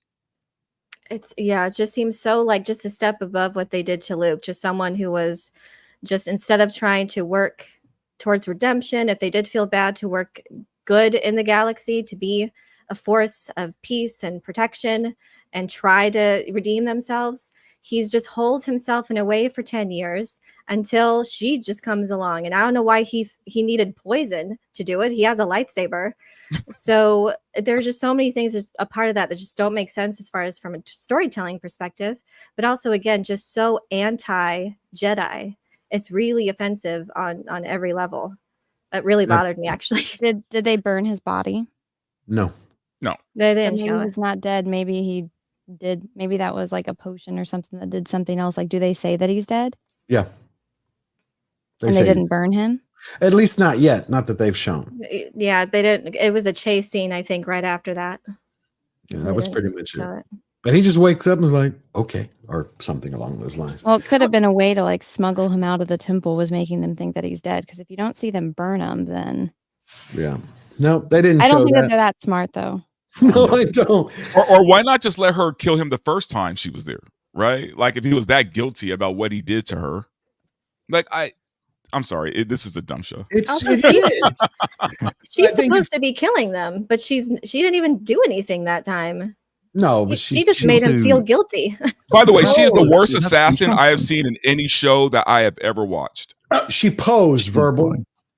Give me your greatest. Yeah, she poses very well. That's about it. Give me your greatest. I mean, whatever the hell. Killing them without weapons as well, right? And so she did. In the second instance, she does kill him without a weapon. She puts the poison on the floor and he kills himself, which is technically completing the instruction. But it doesn't count because my theory for this is just that the show couldn't actually reveal that the Sith were involved this early, so it had to have an excuse for the Jedi not to be able to use lightsabers in order that their assassins don't use lightsabers. Because if the assassins come along with red lightsabers, everybody knows what's going on, and then the mystery angle is broken. So you have to create this nonsense rule about that weapons can't kill Jedi except where they do. You have to kill them in spirit except where you do that and it doesn't work. And she or a fruit knife. I mean, are they fruit trying? knife, yeah. Why doesn't he just teach her like force lightning or force choke? Is that where that's going? If that's what he meant, this mysterious Milo Ren, Wish.com figure. I think Star Wars is officially Nerd Cookies. I think it's officially as dead as the movie stars. I really do at this point. The way they've done it, it's a joke. But Peterson talked to Dennis Quaid, and he had a perfect answer for why, what's going on with the movie stars and why they existed and where they are now. Movie stars, like going up and really until the 80s, 90s, true movie star, you wouldn't do a talk show on TV. You would avoid TV like the plague. Right. Jack Nicholson, you would never see him on a talk show. He'd do one interview in a prestigious magazine, whether it be Time, Playboy, right, whatever it was. Right. That's part of that protection of exclusivity. Yeah. And you would, some guy would spend a couple of days with him or something, but you really wouldn't. There was a mystery to him. Yeah. So that when you went to the theater, really what makes a movie star is you go to the theater, they are a mystery. You don't know too much really about their life. Yeah. So you don't want to imprint either. your own life on them. Yeah, definitely. That's what happens. Yeah. You see them for something inside you. Yeah. And that's what makes a movie star. Well, you actually don't want to know much about the personal life of an actor. And now it's like, well, it got to be that you just do everything. Yeah. About everybody. Yeah. And that brings them down to earth, and that's not good if you're a star. Well, it doesn't create mystery. Yeah, right. Put it that way. So what do y'all think? You think is that what has killed the movie star besides I bad think movies? he's totally right. Okay. I think he's absolutely right. That's a big part of it, yeah. And the reason for that is the things we talk about every week, right? I mean, the fact that social media has become so prevalent, and these movie stars have instant access to be able to show their asses everywhere, and you know, a lot of them are overexposed, and I don't just mean their body parts like Lizzo or anything like that, but I mean, you know, overexposed in a way that we get just bombarded with them, and we don't get any natural stars anymore. The very few random ones that do happen are like right now, I'd say like Jenna Ortega and Sydney Sweeney. Sydney Yep. Sweeney's getting that it girl thing going for her right now. Timothy Chalamet's kind of become a natural star of his own. I mean, other than Glenn that, Powell. though, Glenn yeah. Powell. Otherwise, yeah, there's just not so many anymore that, you know, you could point to and say, yeah, that's a movie star, right? We used to have Will Smiths. We used to have Eddie Murphys. We used to have, you know, Harrison Fords. We used to have Sally Fields. We used to have Julia Roberts. We used to have all these people where I'm going to see the new, you know, Julia Roberts movie, or the new Sandra Bullock movie, or the new, you know, Burt Reynolds movie, or whatever it was at the time, right? It wasn't necessarily what the movie was. It was like, I'm going to see the new Schwarzenegger or the new Sly film, right? Unless it was a specific sequel, then didn't matter. We were just going to see what Clint Eastwood was up to this time, right? Or Michael J. Fox or whoever. And that was the way the game worked. And he's not wrong. Like, the air of mystery's gone. This ability to sell a film on the idea that I just want to go see Mel Gibson or Johnny Depp or whoever in a movie, right? Like, that appeal is gone, because I don't care about any of these people anymore. I don't care what Chris Hemsworth's doing unless he's playing Thor. I don't give a crap. Right. Like, and even then I could care less anymore. So like, that's where we've kind of gotten with a lot of this stuff. And no, he's not wrong at all. And he's one of the few guys that has like a level head of himself anymore in Hollywood. And that's just so rare and few. And he doesn't get a whole lot of roles, which is sad. And I think that speaks to his politics and religious beliefs. But yeah, we all know how that goes. Yeah, you cannot be based in Hollywood at all. Like, you know, Chris Gore put out a tweet last week where he just said, if you're not part of the club, you're not working. And it's true. You have to be part of the club or you don't get the parts. What about Denzel? He seems based. Well, you have to understand Denzel is respected amongst the Black community, and because of that, that gives him a lot of leeway, right? Mm-hmm. To say, and if you think about it, Denzel never comes out as I'm conservative, liberal. He's just common sense, right? Yeah. And he talks in that Denzel way where he just, everything he says makes sense, right? Yeah, so, he goes to church. He's like, I'm going to church every weekend. Like, I thought that right there, they would have been like, you're out of here. No, but see, but how can they, right? Because otherwise they'll be racist, right? If they try to pull that on him. So who do y'all think is, in your opinions, movie stars? Who are the movie stars left? Denzel, Tom Cruise? Tom Cruise. Okay.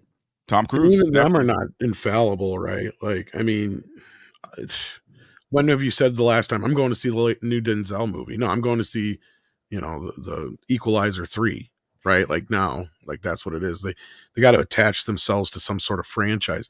Even Tom Cruise couldn't keep Mission Impossible afloat at the end of the day. So like, we'll see how the next one does. But if you're asking like who is still the $20 million actor that you go to the movie for them. I don't think that person exists anymore. I think the closest we have, and people may argue with me about this, I think the closest we have is Margot Robbie. I still think she puts butts in seats. Not just because of Barbie. I think she's just a draw. Gotcha. Yeah, and I may be the lone voice in this one, but I don't know if I ever went to a movie just solely because an actor I liked was in it, or to just watch their entire filmography. I don't think I liked one particular actor like that much. Only if the movie itself intrigued me is when that's why I go to the movies.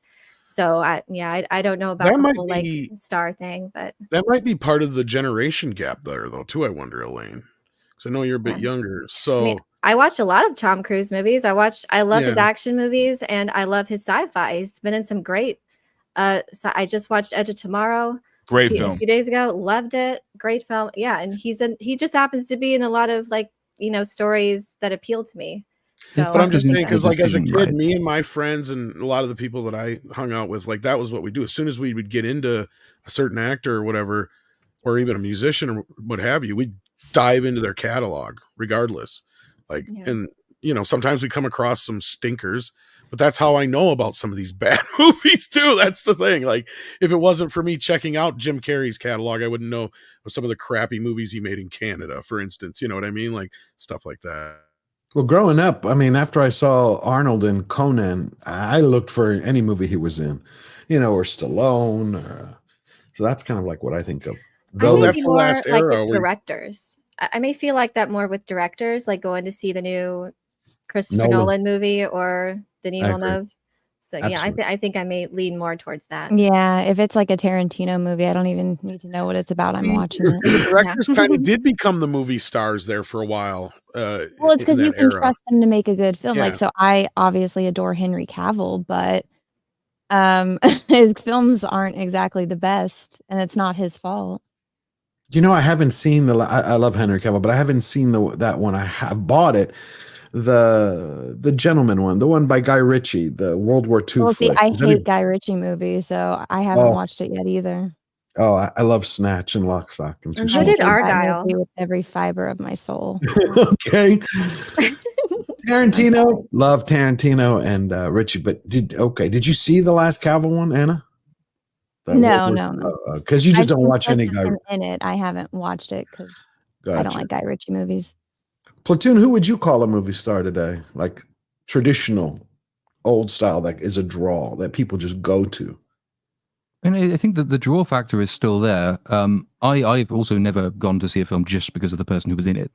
It seems weird to me. I mean, John Wayne wasn't able to save the Western genre even when he was quite popular, for example. There will always come a point at which stars might get some people in seats, and there will be a consideration in what films you go to see. But it's not going to be the thing that determines what you go to see. I think like nobody from the last 10 years, because the last 10 years has been sort of uniquely Marvel dominated, when the majority of the actors who came up were synonymous with the characters they were playing and actually became subsumed by the characters they were playing, to the point that everybody remembers Captain America probably more than they remember whichever Chris it was, Evans, who actually played him. Chris Evans then goes and does a shitty Rian Johnson movie and nobody really gives a damn. Robert Downey Jr. is probably the only person who came out of the Avengers era having become bigger than the character, or at least being able to transcend the character he played. He made Iron Man him as opposed to becoming the character himself. And so that you will still, get rave reviews for his performances and pretty much anything he's in, whether it's Oppenheimer or there's a new thing coming out, isn't there, where he's playing about 4 different parts. So I'd say he's probably quite a big draw, but I didn't grow up in the era when the movie star was as big as apparently it used to be. So I don't know how to compare them. Okay. Well, we have this weekend, I think it's the 4th Bad Boys film, Bad Boys, Ride or Die. Ride or Die. Yeah.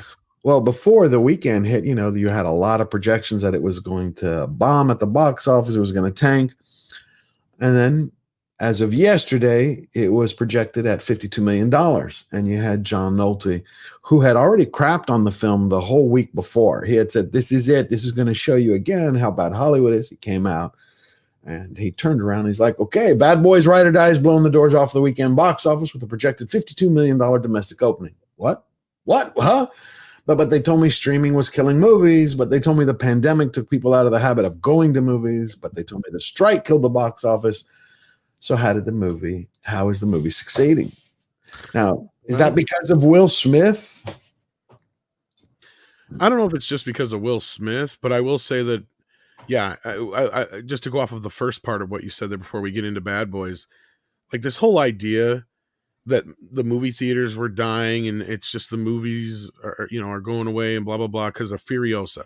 Stop and think about for a minute what this was all about. This was all about Furiosa, because just those few people in Hollywood just couldn't fathom or understand, and people in the media couldn't fathom or understand why people wouldn't possibly not want to go see a movie where the main character is not Mad Max when it's supposed to be a Mad Max saga. Right? Just imagine that for a minute. Sure, the movie may have been fun. Sure, it may be good by some people's standards, but it's literally a movie that's 10 years too late about a character that nobody really cared about. That replaced. Actually, I think they are dying, man, and I say that mainly because I go to the movies every week with Gore and Allen, and there was a time, man, where when a big movie came out, on that opening weekend, that opening night, those theaters were packed. I haven't seen a packed theater in probably 6 months. Like Because there's there ain't been something. shit that people want to see since Dune. But that's what I'm and saying. Godzilla. Like there's Hollywood is hurting, and Godzilla -1. My point is like, look at the stuff that did work, right? It's stuff that people would actually like to see. Dune, Godzilla and Sure. Kong. You can go back a little bit farther. Wonka did really great at the end of but last those movies year. are few and far between, right? Well, I don't think it's just that. I honestly think it's the price because when I go to the theater, so I live in Southern California, so everything is already expensive. And so for me, just to get a ticket to a regular movie is $29. If I want to go with my husband, that's over $50 plus tax. Then I have to drive there. Then, of course, we want something to drink. So it's like just $100 for Go to two the movies. people to go see a movie. And then you get in the theater, you would expect, hey, everyone's here as a couple, so everyone here probably spent about $100. Maybe don't go on your fucking cell phone. And then you have to deal with people talking, people going on their phone because they can't turn off their phone for 2 hours. And so at my point, I'm like, well, I kind of have to review movies to do this YouTube thing. And I'm like, it's not even worth it to me. I don't care about the quality. I'd rather sit on my computer and watch, a shitty cam version because then at least I don't have to worry about other people ruining my experience. Because if I'm going to spend money, like I don't want it to be wasted by me getting annoyed by somebody else in the theater. And Well- I think a lot of people feel that way. Why would you go out, spend all this money on something just to have a bunch of teenagers on their cell phone? So just stay home on your couch. That's an aspect of it, and the prices too. Spot on. But the other thing that I think is the bigger issue here, and this is the studio's fault, they're allowing the movies to go on video on demand way too quickly. Yeah. When you still have movies like Dune and stuff that are making money in theaters, why is that on streaming already? And 6 It weeks, shouldn't yeah, be. it was on digital demand. It shouldn't be. And that's the thing, is this is the way Hollywood used to work. Sure, the movies would come and go, but there was a 6-month window before you'd see that thing on video. Yeah. Right. And if it was a hit, good luck. You're not going to see it till Christmas or later, probably, because Avatar ain't coming out this year, kids. You're going to have to wait till next year. That would just happen once in a while. We knew that stuff, and nobody had a real problem with it. But why would somebody waste their time and money and effort and all the things that you guys were just complaining about when we know in 36 days I can go see Furiosa on video on demand? In fact, it'll be on video on demand by the end of this month. So why would I go see it when I know it's going to be on Twitter within 24 hours? That too, or other Right. places. Like, it's not that big of a deal. But if you have something like Dune or Godzilla Kong or Godzilla -1 or this weekend Bad Boys, where people want to go see it on a premium, bigger kind of setting, they want to see it in the surround sound in the setting of other people, it will bring people out to the theaters. And that's the way it used to be, right? So basically, the studios are going to have to readjust to the way things were back in the 80s. Basically, back before the times when they could release 4 big movies a weekend, 4 movies a month each studio, right? Like, you can't do that anymore. Well, and I I can agree also with tell, all of you. It's I'm sorry, go ahead. people are just have to be more discerning with the amount of movies that they go to see. And if they see a trailer and if it really doesn't hook them, well, then they'll just wait till it comes to streaming. Or if they just don't think that they're really going to like it, then they will be more inclined to just not just save the money and wait till it comes out. That's just the environment that has been created. So it's up to the studios to give people what they want, to give them a reason to go and see this movie. And I think with Bad Boys, it's appealing to its fans, and I think that's why people are coming out to support it. And there's another movie that people aren't really talking about all that much, and that's Garfield. And that's the thing, is they have priced themselves out of what they're doing, right? It's like you can't sell a hamburger for $5 anymore if you're spending, $20 to make a burger. So you have to figure out how to make that burger $5 or charge $20 for that burger, right? Well, we've told them we're not going to come to the theater and spend $20 a person or $100 for a couple to go to the theater, as Anna was just saying, right? Unless it's a reason, unless it's a Dune, unless it's something that's really going to make us want to go see it in IMAX or something like that. So they've got to start to adjust their budgets to the way things are. Garfield is making hand over fist money because it only costs $30 million to make. They have the Netflix deal. It made a bunch of money overseas. It's going to continue to make money because it's just a kid's movie that didn't cost that much to make. If they can start budgeting, million. I thought, was it 60? I thought it was 30, unless they were counting the tax, but it doesn't really matter. Okay. Basically, Netflix paid for the movie at the end of the day. Is the way well, we that's look why at it. studios like A24 are doing so well, because they buy in Exactly, low. yeah. And they make big profit, right? And that's the way studios used to be, is that you would budget for a certain amount, you go low, and you gain profit after that, right? But they're not doing that. They have these freedom. They have these inflated budgets now, right? So they're basically losing money every time they make a movie. Right.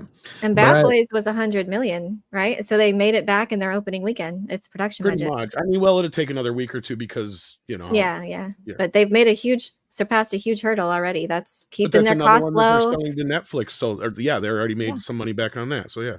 Well, Beverly Hills Cop 4. Is it the fourth one? I don't know. It's the That's fourth- a yep. Netflix thing. Yeah, it's but the I fourth feel one. like it's the same kind of vibe and same kind of fan base. But Netflix is just like gobbling up all these films. Hitman too. That's getting rave That's another reviews. thing. A lot of people think that Beverly Hills Cop is coming to theaters. It's not. Not. That's a big mistake, especially after Bad Boys played this way this weekend. I mean, come on. And the reason why Bad Boys did so well is because number one, it's a consistent franchise, right? People who love the first 2 or 3 we're going to go watch this one anyway, right? It's a masculine buddy movie. It's a comedy, which is rare these days to get into a theater because for some reason Hollywood doesn't want to make comedies anymore. Plus action, bullets, bombs, action. Like you get it all, right? And it's fun. It's a fun movie where you can shut your brain off. There's no politics. There's no agenda. You're just going in to have a good time and eat some popcorn. And that's why people are showing up to watch this movie. No, I know. I saw it. Did you see it too, Verbal? Right? I don't know who else saw it. it. I haven't seen it yet. I haven't. I was going to go tonight.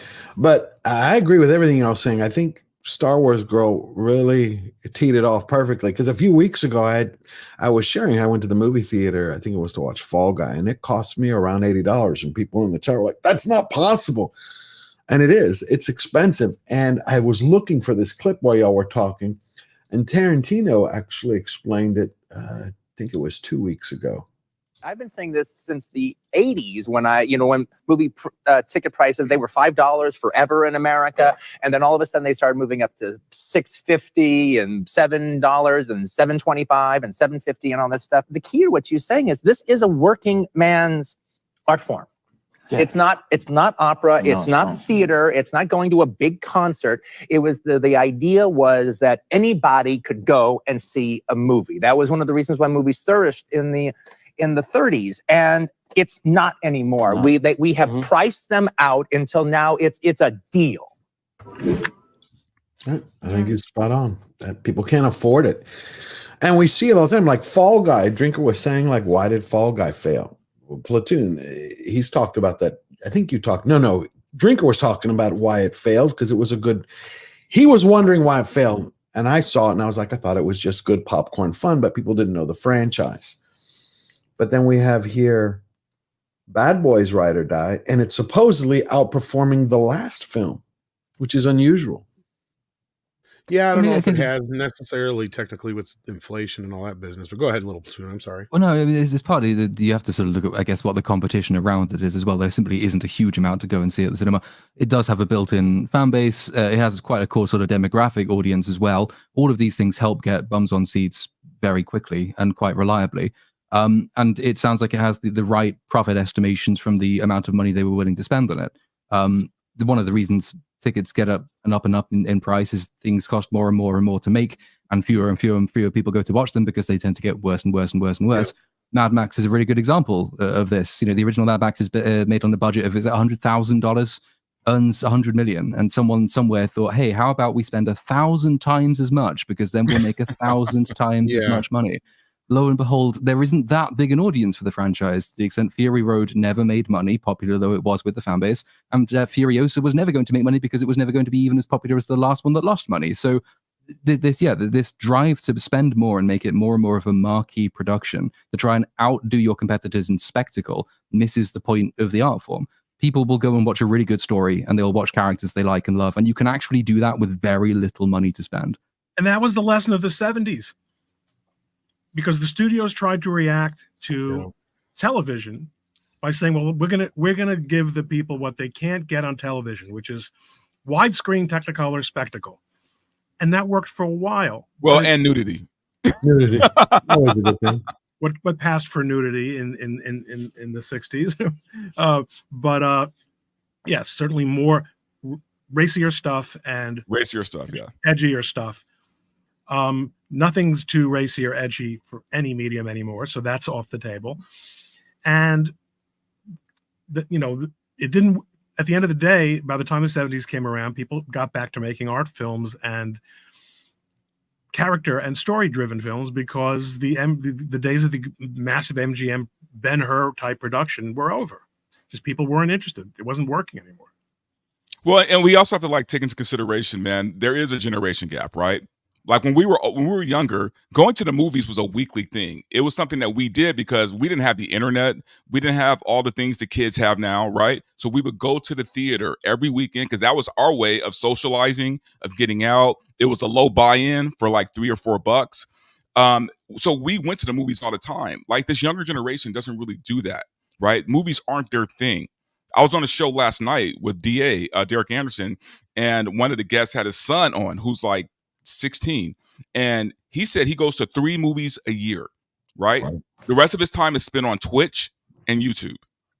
You'd go to the movies and you'd see your friends from school at the movie. Like that would be a social event. Yeah, you're 100% right. I did it all summer long. To incentivize them, right? I mean, so this is I do get the argument from generation gaps and things like that, and I'm sure it does play a part, but I think that can be easily overstated. One of the quickest ways to do that is just you go through the 3 Marvel films after Avengers Endgame came out. Multiverse of Madness does, is it $900 million? Ant-Man and the Wasp Quantumania does, I think it was 400 million. And the Marvels does what, 250 or whatever. Like, I'm pulling those numbers out of my ass, but like that's sort of the rate of decline.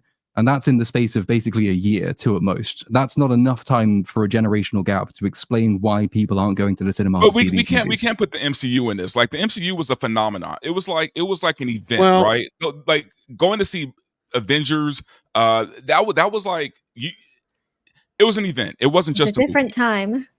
Well, also the Marvel movies are what kind of got us here. I hate to say it, because Tarantino and Scorsese are kind of right. Like we have a whole generation of kids now, and this is where I will agree with the generation issue. We have a whole generation of kids now that have grown up on nothing but like Marvel and Harry Potter movies, and they would not know what to do with a movie like Taxi Driver or Pulp Fiction now. Or Blade Runner. Or even Blade Runner for that. They would think Blade Runner's boring and stupid and made no sense. And you're right. Like there's this gap of this ability of, and it's not all the kids. There are plenty of kids that I talk to that are young, that are up and coming into film school, and they're eating up a lot of older stuff and engaging in other kinds of films that aren't Marvel films. But unfortunately, there's a whole generation of kids that are kind of trained on this franchise kind of minded thing with Marvel, and they wouldn't know what to do with a normal movie now. So it's going to be difficult for some of them to adjust to that, and I don't know if they're ever going to be able to. It's going to be interesting. I kind of disagree with you, Tom, because I feel like that's that trope where it's like you assume that your audience is dumb, and so they're not going to get it, and of course your audience is going to hate you. So of course the kids are checked out of movies and they don't want to go because it's not indulging them intellectually. So like for example, I took my stepdaughter to go see Dune. She couldn't give 2 shits about it, which I agree with her. I thought Dune 2 was terrible, but we watched Aliens and she like could not look away. And, you know, she was fascinated by it. She's like, oh my gosh, she couldn't believe like what an old movie it was too. So it's like, I think kids today, they just get crappy movies. So of course they're going to assume everything is bad because they haven't seen any of the Dune other is the stuff. best example to put up against. Well, I'm just using the last time I went to the movie theater. I know. I'm just saying, like, because I mean, yeah, like Dune is like a very like here. I've even made very niche. Another movie that I saw. And no, I get what you're saying. Sonic. No, that's true. There's always going to be movies that will transcend, and I think people will be able to, like Wizard of Oz has lasted this long for a reason, right? Almost everybody has seen it. Gone with the Wind. You know, there's movies that will, but I don't know if it's going to take some time. I think we're going to need another revolution of indie directors like Quentin Tarantino's and Robert Rodriguez's and all those guys back in the day that really did kind of show us new and invigorative, you know, Jackson was one of the last. That's years ago, though. That's the thing. We have not had any new voices. All these people that are coming in now are people that shouldn't even be making these kind of movies. That's the problem. That's the other problem we have here. So that's a whole nother. Well, Tarantino, he still has his last film to put together, which they put on hold. But my point is you've got people like coming in here, like what's her face, who made the Eternals. Worked on like yeah. Or whatever. Yeah. You know, so none of these people should ever be working on these movies. Well, because she was a documentarian. I mean, Exactly. I mean, I never thought I'd be saying, like, what is Michael Bay up to? He'd be a better choice. I mean, come on. I mean, what world are we living in things here are bad. I really hope Michael Bay. I really hope that there seems to be like this reckoning in Hollywood, and it is great to see in certain respects, but it is tough to see those that are suffering, the theater industry, who are just, you know, it's not their fault that the studios are making bad films and have put us in this state.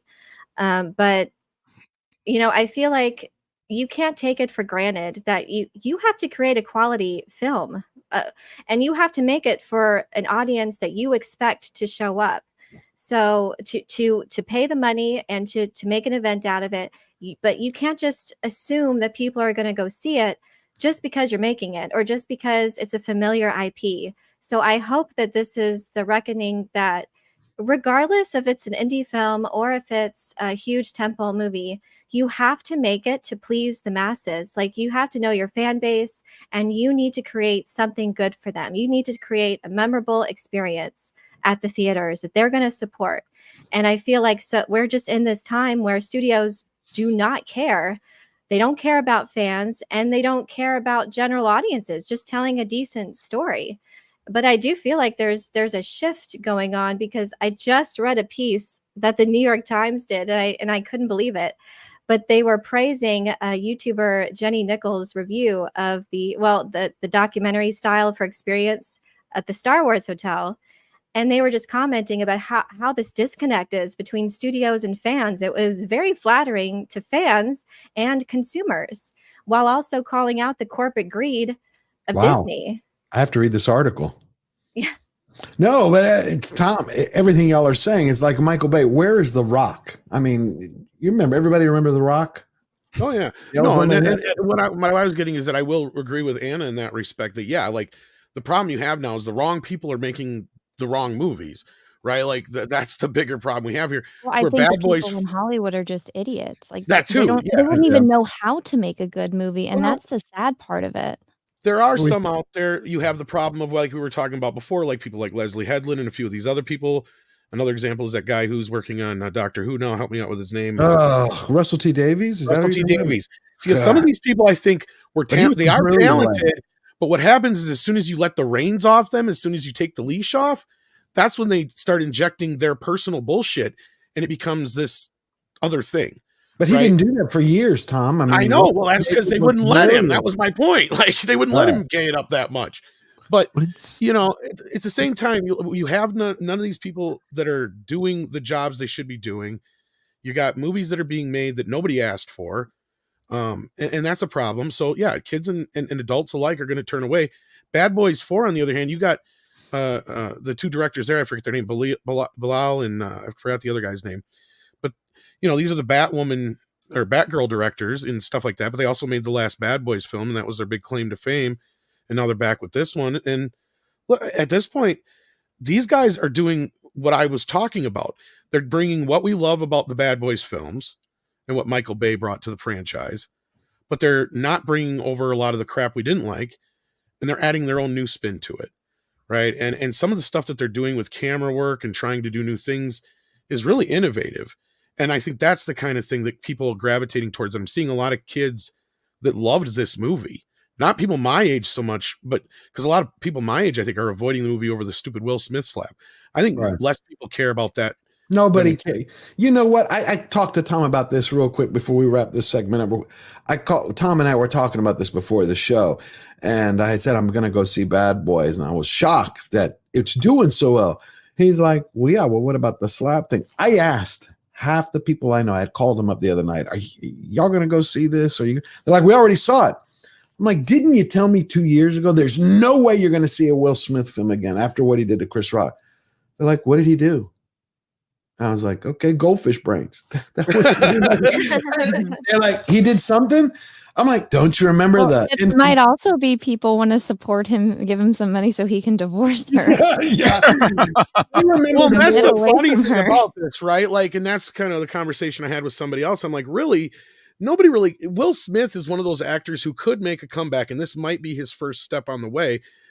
But you're right. Like, unless he gets rid of Jada, that's the thing that's going to weigh him down the whole time, unfortunately. But Will Smith did something very important. He went away for a while. Yeah. After the slap, he disappeared. And this movie is smart with how it handles him, and it doesn't like do it in your face like they do with the normal bullshit in Hollywood. It uses the story to bring the character down to earth a little bit, because his character in the movie is always the bulletproof super cop, right? Right. Well, in this movie, they find a way to flip the roles with Martin and Will, and I'm not going to spoil anything or get too Did much Martin into it. slap him? Yes. And I'm not gonna, and it's a great scene. I don't want to say anything more than that. It works in there, and it works in a way because I brought it up to some people. I'm like, what did you think about the slap scene? They're like, what do you mean? And I had to explain to them, oh yeah, I totally forgot that was in there. Yeah, and they're like, oh yeah, duh. I didn't even put two and two together. I'm like, oh yeah, it's very obvious. It's very obvious in my opinion. But yeah, because he smacks him once and then he's like snap out of it or whatever, and then he just starts smacking him like 3-4 times in a row. And I think Will took some actual slaps. Like, it looks like it's kind of his way of saying, I'm sorry, I'm sorry, I'm sorry. He can laugh at himself then. Well, that's good. It doesn't make sense that his career would be over. He's a great actor. No, it's not like he did something to a kid. I just watched Men in Black and Independence Day. I love it. Oh, yeah. He's great. Well, and like I said to George, I said the reason why people are forgetting about the slap is because we just saw Diddy throw some woman down a hallway. That's why. Yes. I mean, come on, that's nothing in comparison. That's right. And now we're going to talk about how crazy things are, whether people are forgetting their Hollywood stupidity. All of y'all made brilliant points. There's a last topic I want to touch. It's one of the reasons I wanted Ron here. Ron, sorry about all these things. I should have put this up first. Did y'all hear what Adobe did? Because a lot of YouTubers, we use Adobe, right? Well, this is a crazy thing. Adobe, for the audience that doesn't know, Adobe Premiere, Photoshop. Well, Adobe is facing backlash over spyware like terms of service update. So I don't read this whole thing. Basically, Grums has shared and talked about this. Anything you now create with Adobe and you update to their new terms of service, they own all your content. They can relicense it, sell it, do whatever they want with it. And the backlash has been growing. And what I'm wondering is this the future? Not legally, but these terms of service. This article goes into, Ron, where that stuff on your computer, right, that's even under NDA, Adobe says they have full access to. Nothing can be kept from them that they have a license to. I don't think that's quite what it says. Okay. Well, good. I'm glad. And my understanding is that two things. Yep. One is that these terms are actually not so new. Okay. They've been in there for a couple of years. And number two is, unsurprisingly, it's not a grant of ownership. It's not a grant of, it's not a license. What they're saying is they're going to use it internally to analyze how people use the software. I'm not defending it, but I do think it's essentially. I'm glad. I feel better because everybody was talking about it, and when I was reading it, it sounded like you put a video out or anything and they owned it. Sorry. Yeah, because it has me worried too about some of the way, because now they're saying, oh, we're just clarifying. It's always been in there. Now we're just clarifying. It's like, well, I think it also has to do with the fact that people are so scared of AI right now, and they think that everything is being used to create AI. And it's like, so I have the entire Adobe suite, and I use it pretty much every single day. And I mean, they've always done that. It's like when you're playing a video game and like your game crashes, like, do you want to report this to this, them so they can use it? It's like you click no or you click yes. They were doing it already. And it's not like they actually get your work out. If they do use it for when they do promotions, like when you open up Photoshop and it's loading the loading screen, the art that's there, they obviously have to ask you for that. And usually it's a partnership thing.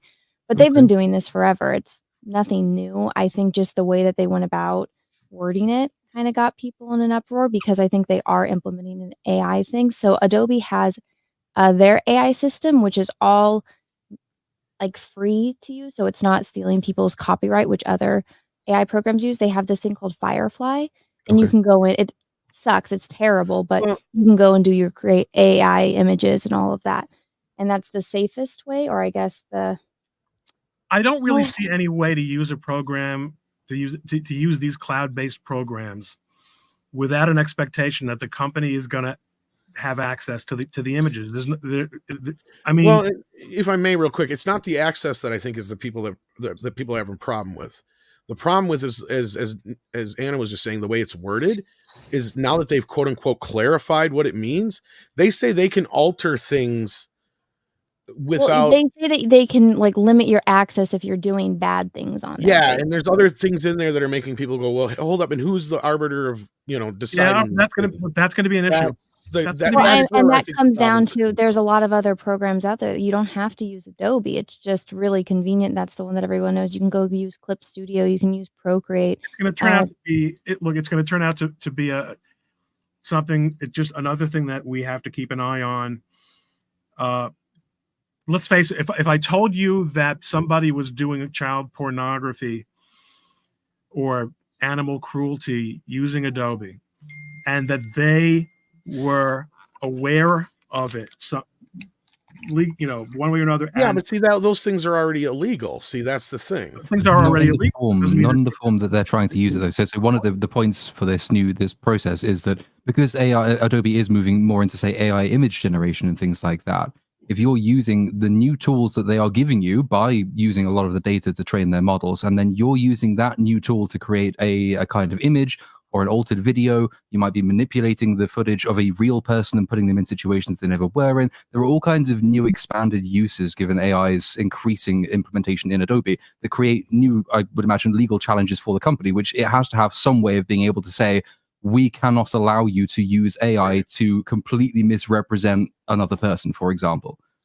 But is it just referring to the AI or just other things? See, that's where I think people are upset. And well, that's why it has to be broad, because they don't know how you're going to use it yet. I got to go and save the actual world right now with a bunch of lawyers on a phone call on a Sunday at 5:00 because that's what I do. Okay, well, you have to come back, Ron, because I had a question I've been dying to get to you. But thank you so much for coming. I really. So long, everybody. Have a wonderful day. Take care. So, are y'all afraid about this Adobe thing? Does it bother you? No, they were already doing it. Not at all. Okay. No, and all people that are complaining about NDAs, those are all freelancers. Most big companies, they have their own program that they want you to work from, so that way they can access it at any time. Like Pixar has their own program, Blizzard has their own program, so they all already have all of these things. I think it's just people that are freaked out about AI, and it's like Adobe's been doing this since the beginning. It's in their terms of service. Like you pay a subscription for the cloud. At this point, it's like, well, then just use a different system. Like, I don't like it either, but I kind of have to buy the bullet because I have to use these programs. Yeah. Okay. Quite often as well, the fear isn't actually the AI itself. It's what humans behind the scenes will do with the new tools that they've given themselves. And so, like, one of the things I believe is in the new terms of service is expanding the ability for AI, for Adobe's human content moderators to evaluate things that you are creating using the new AI tools that Adobe has. The fear there is not then that the AI might allow you to, or the AI will be trained using something you're doing that you're not wanting to share. It's more that what do the human moderators want to do with what they're letting you do with the platform? But that is sort of part and parcel of using somebody else's big company software, right? You do have to sign up to terms of service to use something like that. It's grating, sure, because you have to already pay a subscription and you don't like the idea that someone's going to sit there saying, we can't let you generate this image because it offends our DEI quota or whatever the fuck they'll say. But if you don't like that, go to DaVinci because I gather that's, cheaper.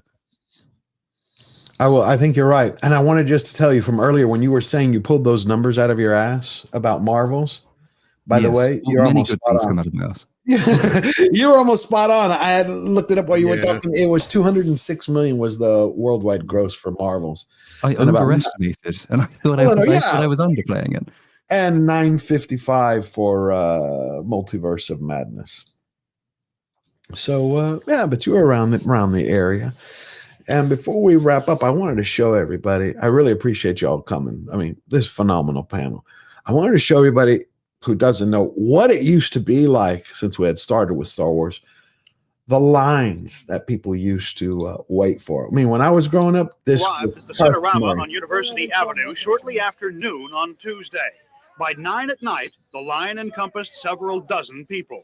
The all-night vigil ends Wednesday morning at 11 when these people finally get to buy tickets to the first showing of The Empire Strikes Back.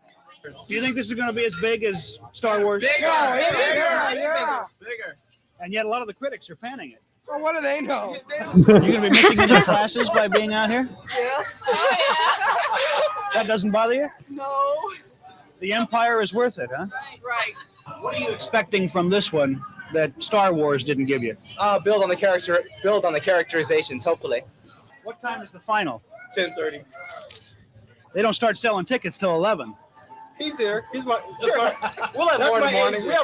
If he's going to buy your ticket, why are you sitting here all night? Because I wouldn't buy his ticket if he wouldn't sit here all night. When Star Wars premiered at the Valley Circle Theater a couple of years ago, it had a run of 15 months. The manager of the Cinerama expects Empire to make it through Christmas at least. Most of these people think it'll be going. So what do y'all think of that? I don't remember the last time that ever happened except for Dark Knight. For Dark Knight there were lines, and for Lord of the Rings. There was lines for Avengers. For which? Avengers. Avengers. Okay.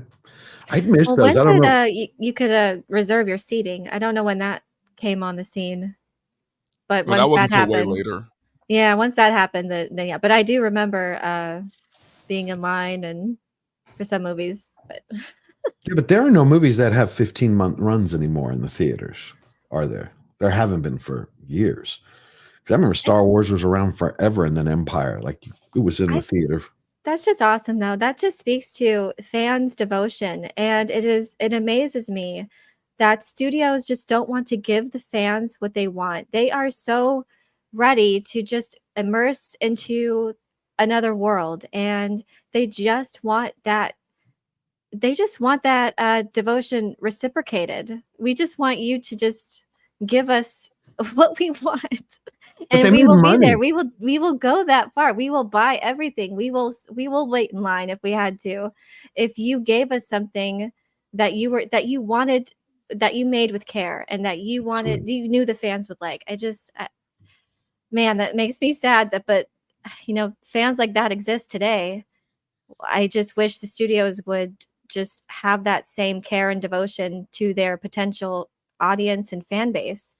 Well, those same fans that were waiting in line are the ones that they're shitting on now, which is wild to me. We're still here. They're still here, but yeah, you've just shunned us.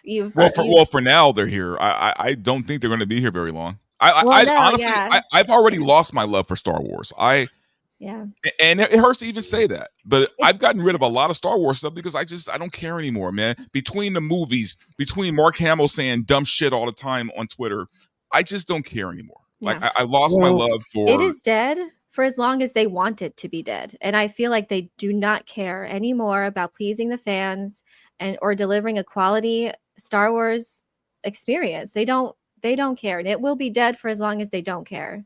But they made money, Nerd Cookies. That's the thing. 15 months? I mean, you'd think they'd want to make money today. Could you imagine having an Avengers or Endgame or Rings for 14 months, 15 months in the theaters? That's just... I mean, clearly, there's a mix of just lack of creativity, but also poor business decisions. Like, I can't believe they were asking people to spend $6,000 for a weekend LARPing session that didn't work. I mean, who is making that decision? Not only is it just horrible from a creative standpoint, I mean, I could come up with something better that fans would go see, but also the fact that they thought people would spend that much money and get sat behind a pillar and expect you not to say anything, not to criticize. Otherwise, you're going to risk, being criticized yourself by what kind? Oh, you're not a Star Wars fan if you don't sit behind a pole and pay $6,000 and be grateful that we gave it to you. Yeah, absolutely. Again, thank you all for coming. I'm going to read the super chats right now as we wrap up. I mean, all of y'all. Elaine, Tom, that Star Wars girl, I really hope you're feeling better. Verbal. Oh, thank you. And Little Platoon.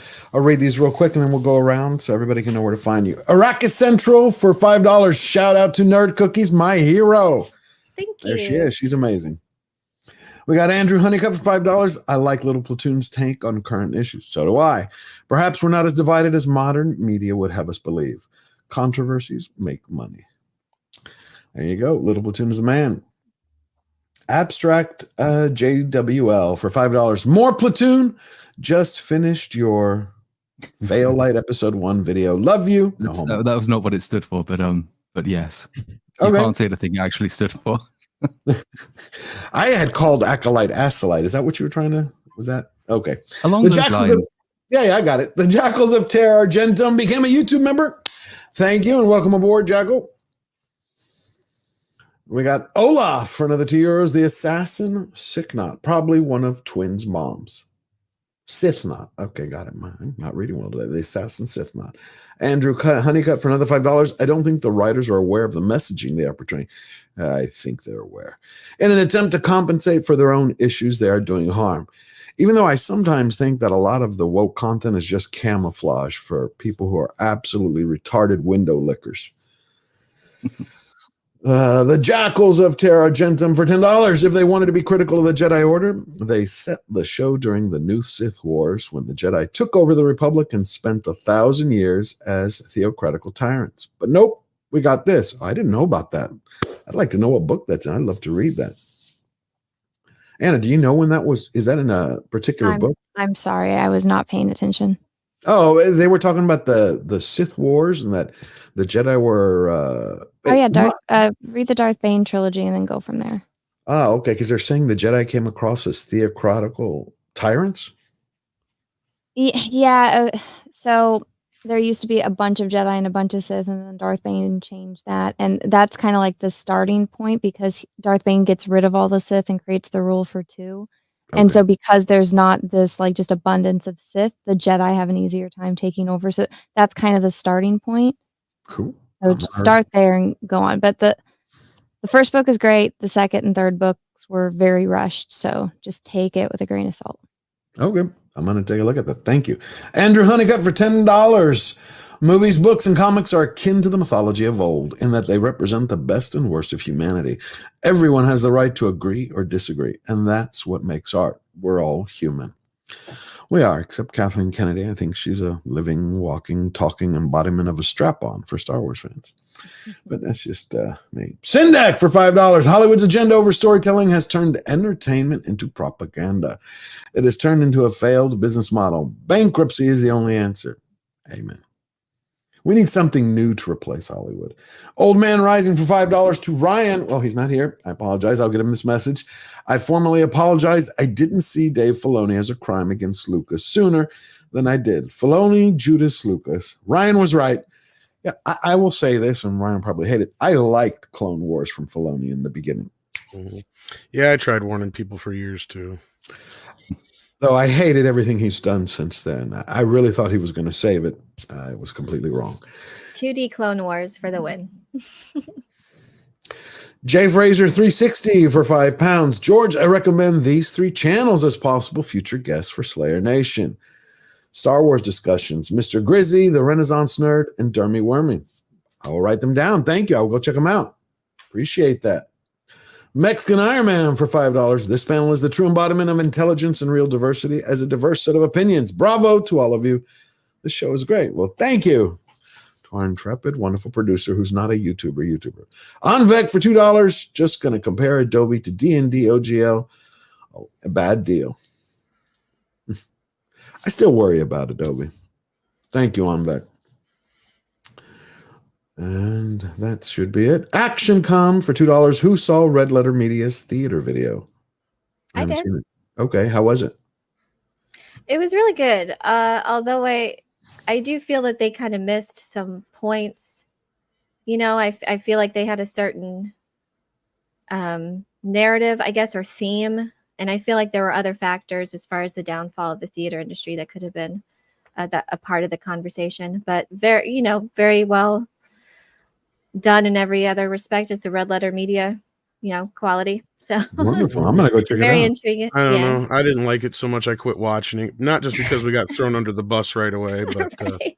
Yeah, I did. No, it was because of the fact that they obfuscated and kind of gaslit that. Oh, it couldn't possibly be because any of this woke crap. So let's just move on from that and get into this old research that I did from 5 years. Because that's the thing is, Mike started getting into this shit. It's like that's crap we said years ago.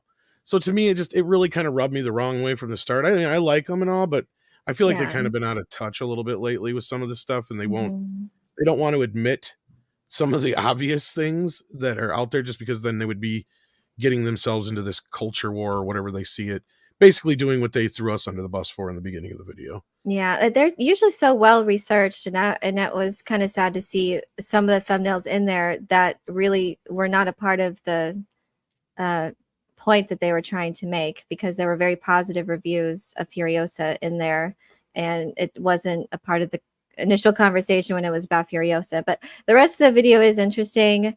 But again, like I was saying, there are definitely some points missing as that should be a part of the whole conversation as well as the theater industry goes. But yeah, just Wow. I'm gonna check it out. I want to see Anybody it. else see it?